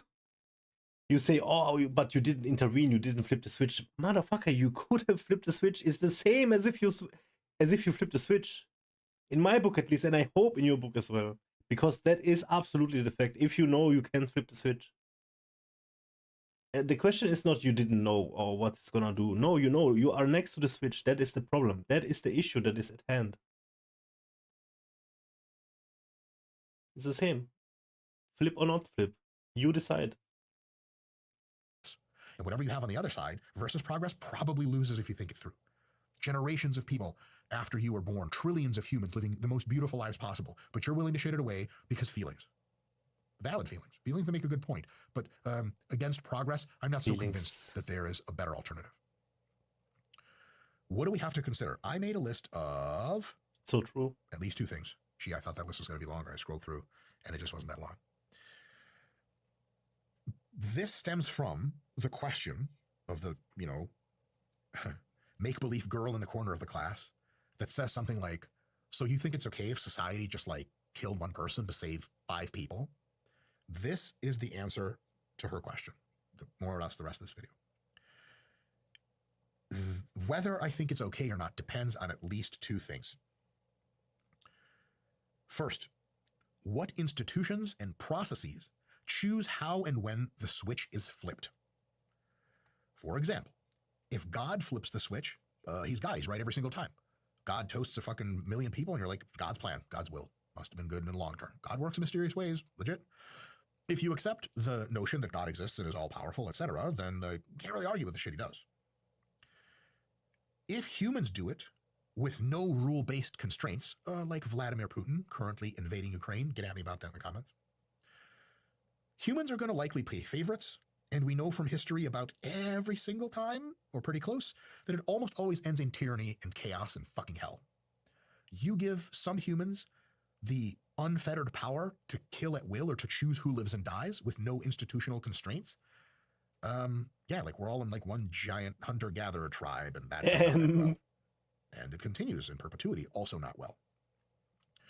So it's important that who chooses and how that choice is made to whether or not progress continues at a high level, at a low level, or not at all, or regression occurs. Second thing to consider, at least, and there may be more things to consider, but these are at least the only two I came up with. How does knowledge by the public, all the calculus, all the institutional constraints, who's making the decision and how does that change their behavior? For example, if I know that the government can kill me anytime it wants to save 2 other people, and for sure 3 and 4, fuck, I'm dying definitely, fuck that, I'm leaving. Every time this happens in the world and there's remotely open borders or not even, people run. If they're, anytime you have fascist governments, communist governments, psycho monarchies, where they're just like, hey, like, we're going to have this war and a third of you are going to go fight it. People fucking like rats off a sinking ship. And it really is a sinking ship. So what kind of fucked up place do you have to live in where like, you don't know if your life's going to continue tomorrow? Like because of just something that you somebody just to says. save 2 other people. What are we, ants or bees? Like, and look, hey, maybe, look, I'm not here to judge. Maybe that's the way you construct a perfect society. But human beings have some semblance of will, and they just don't want to stick around for that shit. So at the very least, they'll be very upset, and they'll try to leave. So toward a solution here, we want to flip the switch and save as many people as possible, or not flip the switch and save as many people as possible. But we need to constrain the power to flip the switch and to make the condition of when we do or do not flip the switch very well defined. Because if they're very well defined, everyone knows what the condition is, and there is a very much smaller chance that it will be controversial in the sense of like, well, why did he do that? Why'd they kill those people? Like, you know exactly why. Here was the procedure. And you want to make them such that the individuals don't feel disempowered enough to leave your society or become insanely antisocial. So if the conditions of switch flipping is like, well, if we can save as many as 2 people for every 1 we kill, we're going to toast you. Holy shit. I don't think a lot of people are sticking around for that or maintaining their any degree of civility or, social brotherhood. And social cohesion falls, your whole society's fucked anyway. Time and time again, society with no social cohesion, like if everyone you're looking at is like, is this the next motherfucker? They're gonna, am I being sacrificed for this asshole here? And is this the politician that flips the switch? Fuck all these people. Fuck that. This is not sustainable. So if the rule base or the rate of killing is high enough, it just doesn't work. And it leads to less progress or just not any progress at all. From prior history, on degrees of government control over civil liberties, we know something pretty well, and that's people value their own lives a lot. Saying like, hey, you got to sacrifice for the greater good is cool and all, but IRL, most people aren't down with that shit. And if they are, it's going to be in some esoteric way where they get to choose to do it, not in a way where somebody else gets to choose to do it. Like, it's cool, and I really mean this, it's fucking baller, to pick up a weapon and go to war for your country and for your values and for your family. But like, if someone just hands you a fucking weapon, like Putin is doing in Russia right now, and goes, hey, shut the fuck up and go to war, and you're going to die, but sweet, you did it, thank you. Most people aren't into that sort of thing. Very, very unpopular. So we might say something like this, as a first proposal. We only flip the switch if there's a 1,000 to 1 group to individual cost or higher. Like if 999 people are like, hey, help us flip the switch, and there's one person on the other track, you're like, nope, 999 people dead. But as soon as it's 1,000 people, and they're like, help us, and the guy on the other track's like, Jesus Christ, don't kill me. You're like, sorry, Jim, and you kill him. That's our cutoff, just as a start. That's a thought experiment. And you put a couple conditions, the constraints. And the constraints, like, we only flip the switch if the problem is imminent, and all other attempts at sparing all lives have been exhausted. Because when I was in high school, what I would answer trolley problems, why don't we just untie these fucking people or take a fucking rocket and blow up the trolley? What the fuck is wrong with you? But that's not the point of the exercise. Yeah. So, if you can accomplish something without sacrificing a shitload of people, it's probably the best answer than accomplishing something similar but having to sacrifice a lot of people. Like, at one point during the Great Leap Forward in China, Google it, but don't do it around your kids. Don't read it out loud. People were starving because the communists fucked up the food supply. Oops, accident. And people would trade children in the same village. Like, I get your kids, you get mine, to eat them so they didn't starve. They couldn't bear to eat their own fucking children. Bit of a trolley problem. I mean, clearly the solution is just don't instantiate fucking communism and everyone can eat and live like most of the rest of the world was doing at the time. This is the 1960s, by the way, so nuts. We don't want to have to do this unless it is two things. Imminent, like this is happening now. Like we got to fucking, it's like, another way to think about it is this. The terrorist with the fucking trigger for a mini nuke that's going to destroy a whole skyscraper and toast 1,000 people at the same time is about to do it, and a sniper doesn't have a clear shot. It's actually way better than the fucking trolley problem. And he has to bust through some fucking innocent lady's head on floor number 3 of the building next to it to fucking, to get that fucking sniper. It's a 50 cal round. It's close enough that she's just going to get the fucking air cone is going to blow her face into 50 different pieces. But the terrorist dies, and he doesn't flip the button, and we save 1,000 people. If he doesn't have this finger on the trigger, if we don't even know that he has a nuke, or we know, but we don't know where it is, and he's not like, oh, fuck, I'm going to do it. We're not shooting anybody. We're not killing anybody. And if there are any ways to spare the lives, like shooting the terrorist instead without having to kill an innocent person on the way, we're all ears to that. But just as a policy, we'll say this is our policy, and it's 1,000 to 1. Remember that number, 1,000 to 1. You instantiate this as a policy into your fake pretend society as a thought experiment. You announce it to all the people. This is what's happening. This is how the decision process is made. Let's say, you know, that the FBI and the local police and the president of the United States has to give the authorization, and all of those are democratically elected bodies or democratically appointed bodies, and everything is, all institutional constraints are good. People feel like they approve of this sort of thing. Once you instantiate that, this is the policy. If it's 1,000 to 1 plus, we're going to toast you. Nice spicer. If it's 1,000 to 1 minus, we're not killing innocent people that have nothing, innocent bystanders. We're not doing that. So like if the terrorist has 900 people in the fucking skyscraper and the sniper's like, I don't have a shot, the lady's in the way, they're not going to be like, take the shot anyway. Good luck with your nightmares. They're just going to be like, okay, hold. And he's like, boom, whole skyscraper goes, and the sniper's like, God damn it, no. Although with most sniper rifles, you probably can't unload multiple rounds. Also, if you have 50 cal and you point it up, hopefully there's nobody on the floor above you, or concrete doesn't fall and kill you. In any case, you guys know what I mean. If once you instantiate this is the policy, this is the rule, over time, you attempt to measure in the society a few things. One is social cohesion. Ever since you instantiated the 1,000 to 1 rule, compared to before, let's say the rule was a 1 to 1, if you just arbitrarily want to save one person, you can kill another person. How is social cohesion? Are people like more leery, like, motherfuckers, anyone here? Wir können auch Deutsch. Fuck you, I'm never dying for you assholes. Or are they like, I love it here, and honestly, like, if the government has to toast my ass to save a bunch of other people, like, I'm going to die anyway. Might as well die saving 1,000 fucking people. Something like that. And that's going to change depending on what the number is.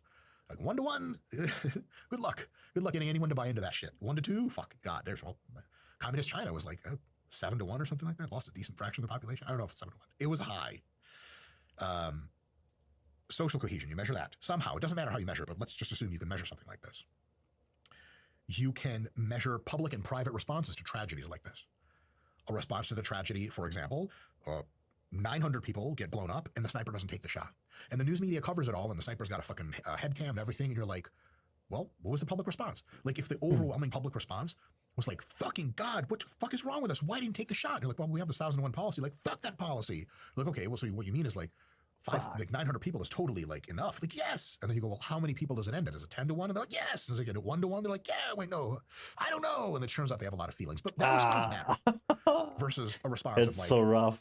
Yeah, it's fucked up. Terrorism is fucked up. We got to stop these terrorists instead of worrying about who to snipe. Like, it's good that they didn't shoot that innocent lady, man, because that would have been, in a sense, the terrorists really win if she dies, you know? And any number or range of responses, both public and private. You can find out what people really think. You're like, look, like, yeah, like, in public, I hate the whole thing. In private, like, I mean, fuck, man, I really kind of wish they killed that fucking lady, dude. Just fucking 900 people are dead. Or people in private, just a range of answers here, would be like, yep, in public they're like, yes, the greater good, the greater good. And in private they're like, dude, what the fuck kind of dystopian fucking world are we living in? And they should have never shot that fucking lady. She was just fucking watching TV. All of a sudden this terrorist wasn't even trying to kill her. He was trying to kill those other people. And what the fuck?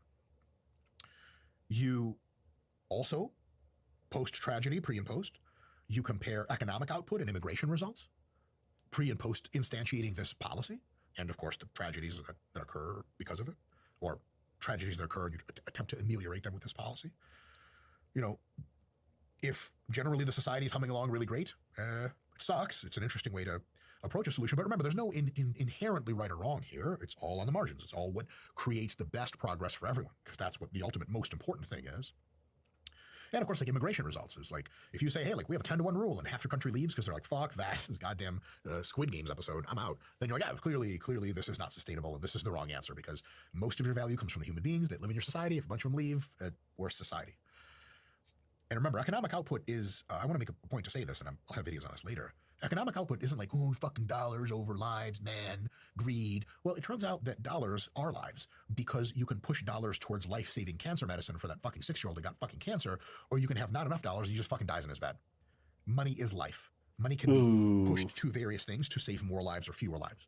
And if you just take money and just crush it all out, and I don't mean physical money and I don't mean currency, I mean value, then if we are all bereft of value, we're standing completely fucking naked out in the goddamn cold because your house is valuable and so are your clothes. So money represents that. Money is the root of all good. Yes, I do have fucking Ayn Rand tattoos. I do have a nuanced view on Ayn Rand. Get in the comments and yell at me about that. I'm sure I'll make a video about that later. But economic output is insanely important. Insanely important. And it is not a trade-off of lives versus economic output. Because lives, on here is lives. Economic output is in money. We can do math, which insurance companies do all the time, by the way, and economists do all the time. Brian Kaplan's a good person to read about, has some calculations for COVID stuff. It turns out money also equals lives. And you can just compare. Facts. It is more nuanced than that base comparison. I can see that. There's a lot there. Absolutely. The next thing you could do is do focus groups or polling or whatever it is, some kind of democratic mechanism to try to arrive at like, okay, you guys really didn't like it when we killed that one lady with the sniper rifle to save the 900 people. When should we kill the lady? Is it just we've never killed a lady? Because again, like 1 to infinity could be the policy. Like there's not a number of people that we are interested in saving to ever kill an innocent person. The authorities will never kill an innocent person under any circumstance. That's totally cool. It runs into some other problems we'll talk about in a bit, but whatever value the people say on average, and you sort of move it on the margins, right? And of course, you go and analyze how that decision was made in each case via postmortem. Like the president gets a call and it's Joe Biden, and they're like, hey, like, what do we do? Like, we got 1,000 to 1 people here, and our sniper has a clear shot. This guy's got a trigger. What do we do? And Joe Biden's like, Mom, and you're like, oh my fucking God. And the guy presses the shit in the nukes, and they're like, all right, President Biden, we'll call you back in a sec. A lot worse news on the way. Maybe the process was off. God. How the decision was made. So you do a postmortem and you try to fine tune the diligence of the decision, the precision of the decision, and you try to reduce as much oversight problem and as much corruption as possible over time. So what you're doing is whether you chose 1,000 to 1 as the ratio you're okay with, and you're not okay with anything that you're tolerating in this extreme dire circumstance, or 10,000 to 1. Experiment. You can work on the margins by executing this process of measurement over time and iteration. You measure what's going on, say the 1,000 to 1's not working. Seems like people want more like 1,500 to 1. You instantiate that, you let it run in our society where we turn the clock faster than linear time. We see how all the effects, the economy, the progress, the prosperity, the happiness of the people, the social cohesion, the immigration, blah, blah, blah, blah. And we see how that ends up affecting progress. And we optimize for the most lives saved, of course, and also the prosperity of the society saved via continued cohesion and all that good stuff. So if someone says, if you're saying, look, you put this to someone, you're like 1,000 to 1 is like my guess. And if someone asks you like, wow, do you really just kill that one innocent person to save 1,000? You can be like, yes, I did. And they go, well, isn't that fucked up? And you go, yeah, it's really fucked up. And they go, well, yeah, can't we do better? And you go, yeah, maybe. What? How do you think? They do the math. They do the iterative society experiment in their head a bunch. Let's say they're super intelligent. And they come really close to the same decision that you came to, where 1,000 to 1 really is the calculus. And they end up making the same choice. Like, yep, they would pull the trigger. And they go, this is still fucked up. And you go, yeah. But it's the least fucked up it can be given the situation. Ooh, that's right. Because remember, it's the least fucked up. There is no real solution to the trolley problem as presented, as a thought experiment, which isn't fucked up. And I think that's a big mistake a lot of people make with the trolley problem is they try to find the solution that's not fucked up at all. And like, if you're like, I'm gonna kill one person to save 5, that's easy math. Fuck. You're like, Jesus Christ. Bet you wouldn't be saying that if you had to be the one to pull the trigger. And you're like, yeah, hell yeah, I would fuck that person. Like, you should be in jail just to make sure you don't kill anyone. Or how many people have you killed? Like it's fucked either way. But there's a lot of shit in life that's fucked either way, but there's degrees of fucked. And it is important for us as humans who want better things than worse things to, of course, choose better versus worse. But also sometimes that's on the plus side of the spectrum. There is a minus side of the spectrum. And on the minus side, you choose the least fucked up versus the most fucked up. And I know it's icky as fuck. It's icky as fuck.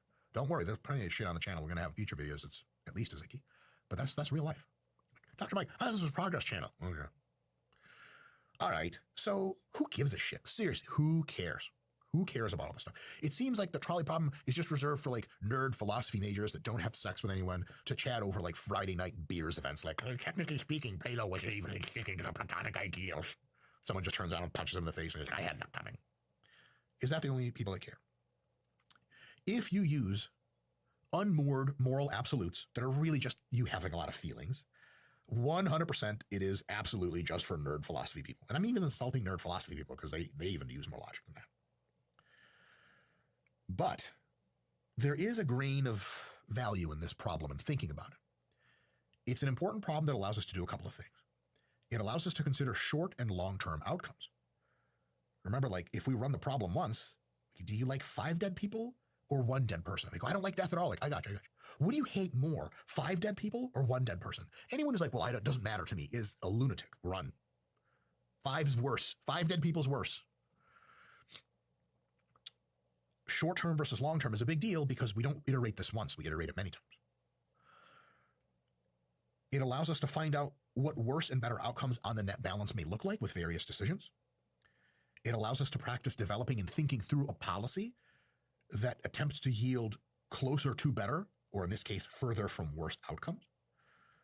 It allows us to understand that the way you get to better decisions in real life is not just armchairing them in philosophy class and just mega one-size-fits-all proclamations that rule-based, that you need to rethink and remeasure and marginally modify the policy you have chosen over time to get better and better results over time, or in this case, less worse and less worse, or whatever, less bad.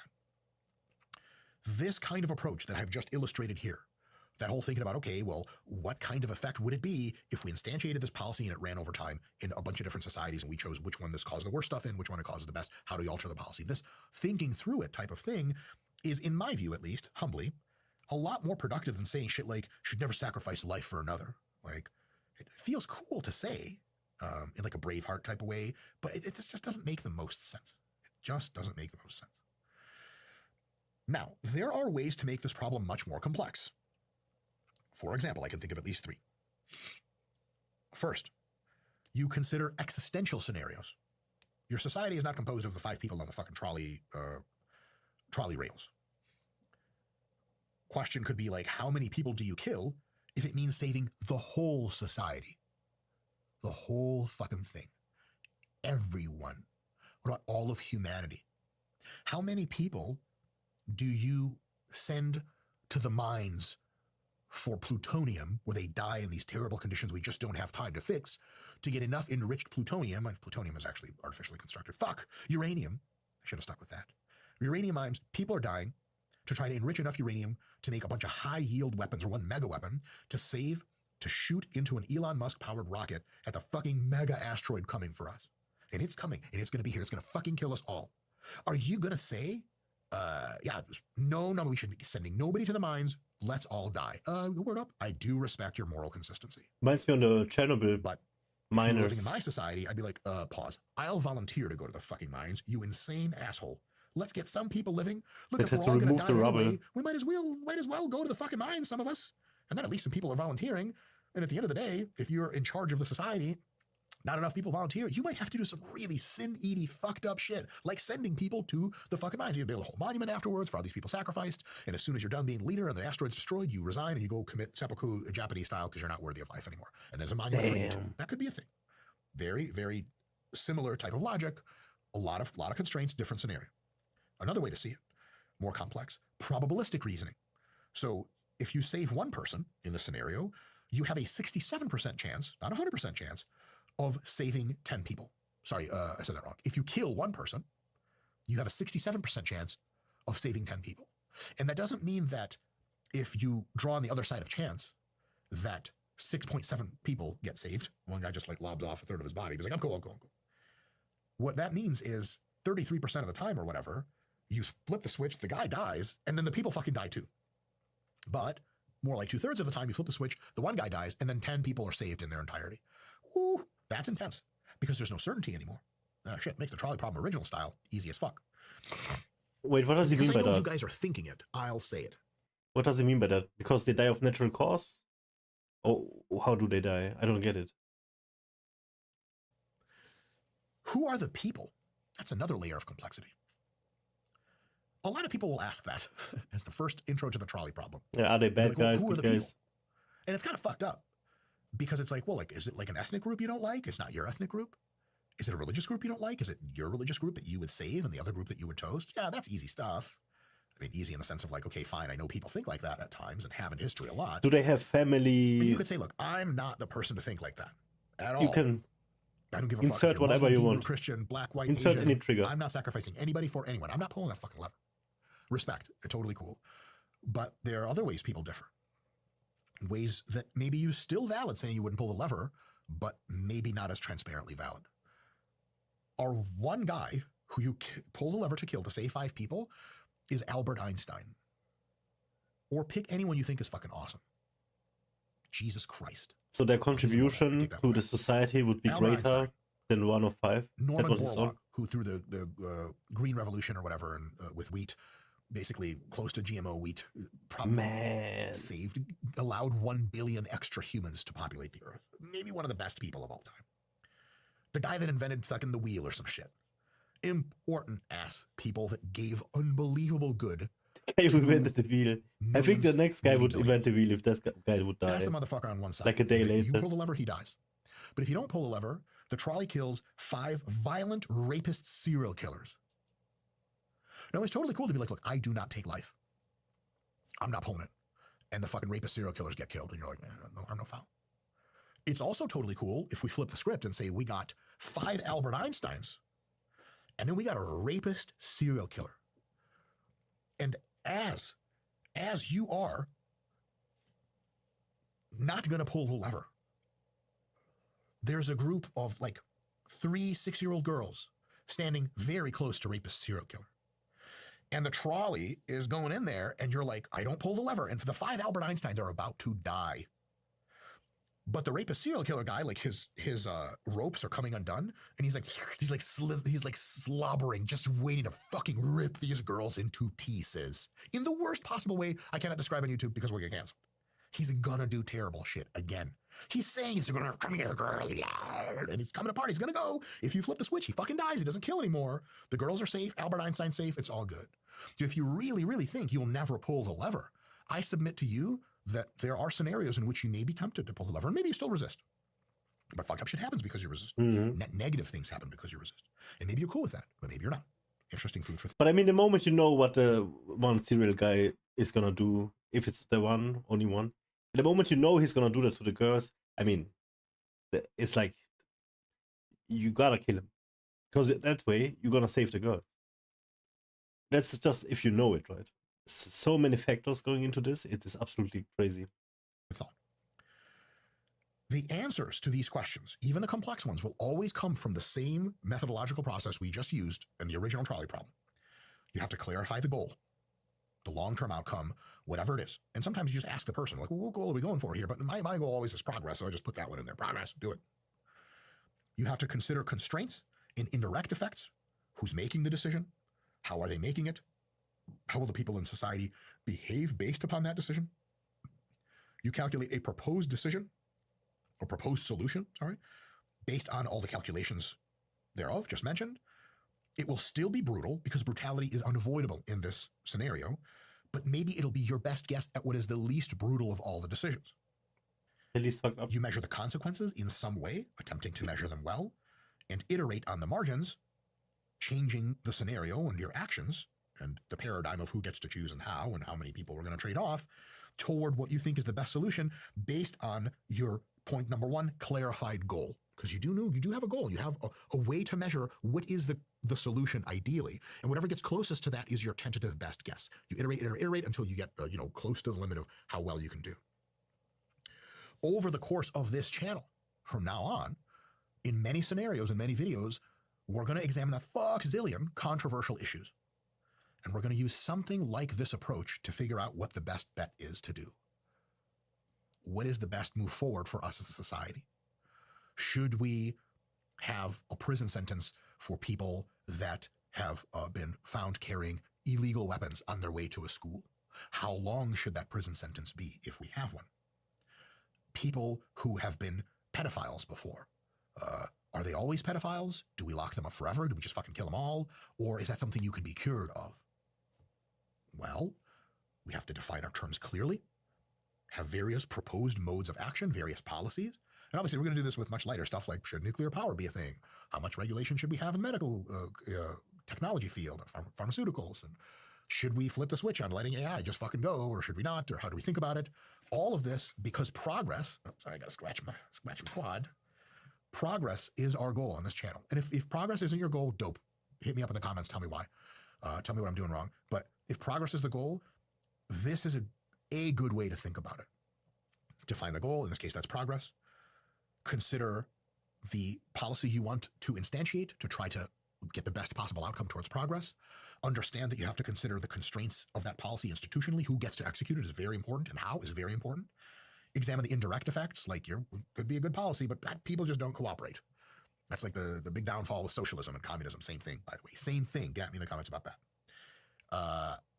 They're like, oh yeah, it's great theory if you're dealing with non-humans and non-rational actors. So turns out that failed. Indirect effects are important. And then how that solution is caricatured or constructed, and then you try to model and simulate how that will go, at least thinking through it in your head. Potentially with studying various actual effects of society, which, by the way, every single policy we have right now is already going. You say, oh, this is brutal to do in real life. It's happening right now.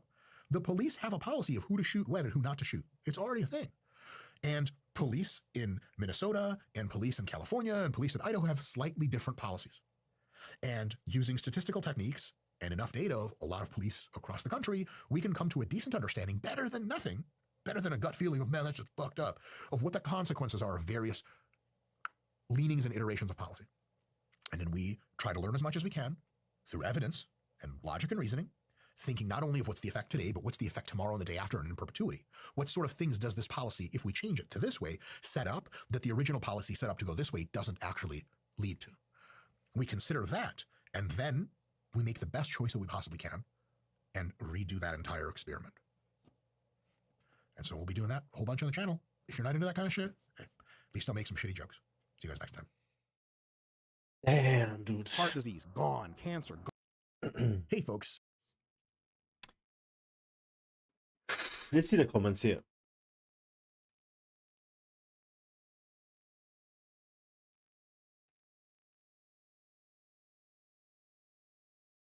The 5 people live with only partial range of motion.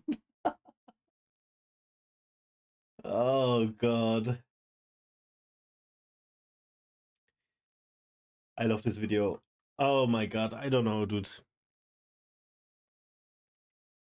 Like, don't ask me. Just don't ask me about this. The essence, the very essence of the problem is the hardest.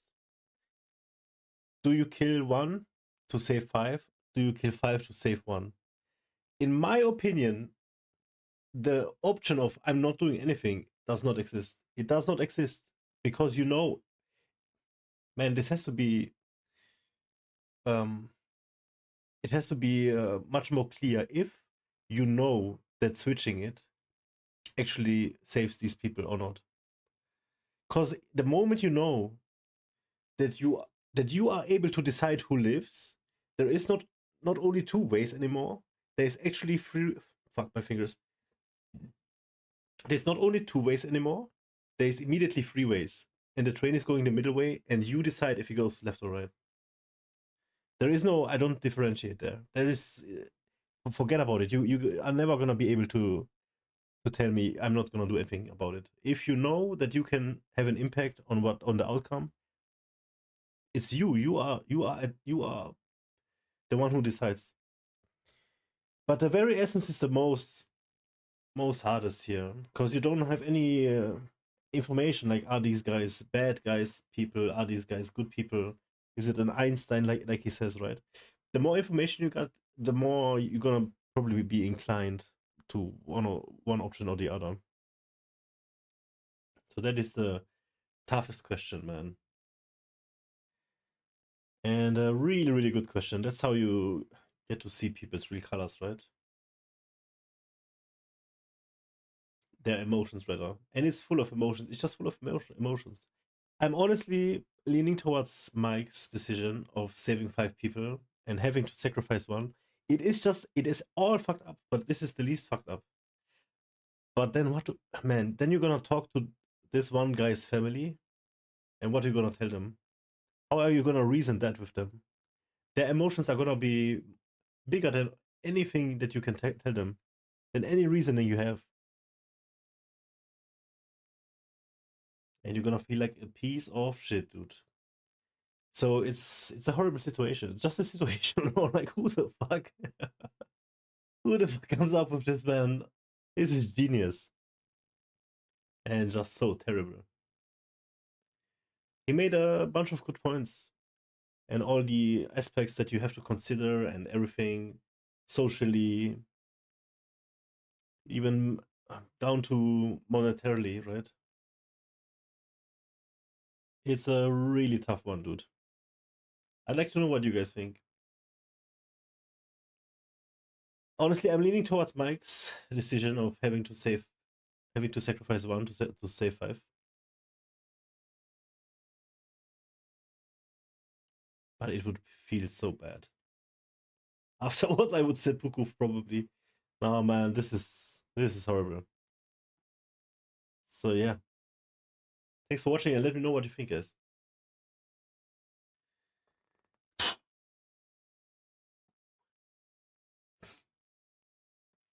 I think that's for now. We gonna come back tomorrow. Tomorrow we might be playing some Red Dead. And there's gonna be a bunch of work to be done for sure. Yeah, we'll see what comes. All I know is Wednesday is gonna be pool day, so we're gonna have a workout. Sacrifice 1 for 5. Neither is optimal, but that's the least shitty for sure. Man, it's all about the least shitty because everything is shitty. That is so true. Because life is just shitty. And it's all about making the least shittiest decision. Yo, Maurice, thank you for your comment, man. Thank you, dude. I wish to talk more about this, but it's getting very late, and I think Mike said it best. Like, there's nothing more to add to this. I just would like to hear more from the opposite team, actually. Like he said, this one make-believe girl. So you think it's good to sacrifice 1 for other people? That's like, man, oh my god, dude. I like how he goes about these things. He's like a free-thinking communist Democrat. But that is so good, actually. You have to be a Democrat in order to value the opinion of other people. You have to think as a communist in this sort of a situation for the greater good right? And also you have to be free. Because it has to come from within you. Yeah, I know, man. I know it's not good. I know, man. I know, and it hurts. Anything you come to, any decision you do is bad, and it just hurts. It's never good, but it's the least shitty. Oh fuck! Oh, I love this, dude. I love this. Oh man. Yeah. Maris, if you know these 5 people are bad people, and you didn't know anything about the one person, what would you do then? Let's make it even more like if you know these are rapists, killing children, still the one? Oh, you said it really fast. What if they are uncurable, beast rapist? You have to look for the long term, for the outcome of the society. They're not going to provide anything. Then it becomes a question of solely, are you able to decide over somebody's life? All of these morally questions, man. How am I going to go to sleep now? This shit is crazy.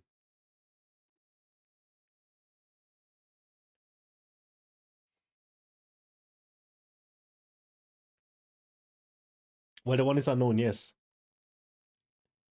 Then I would do the 5. I think so too. Oh god. Oh no. Oof.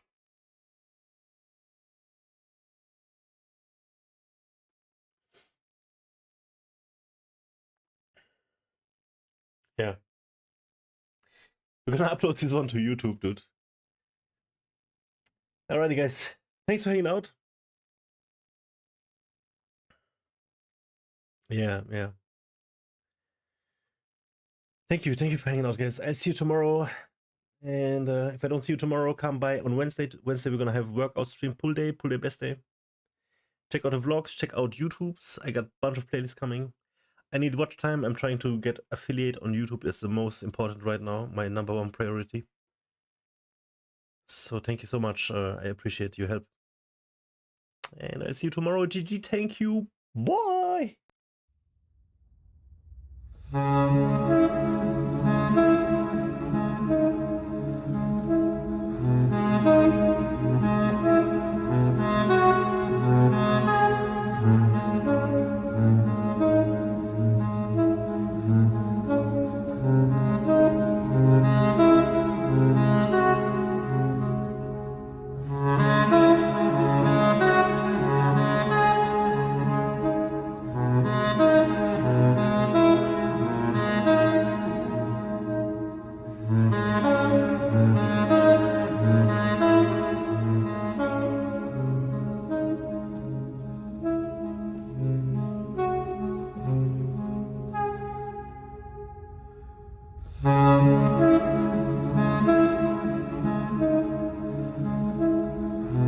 Thank you.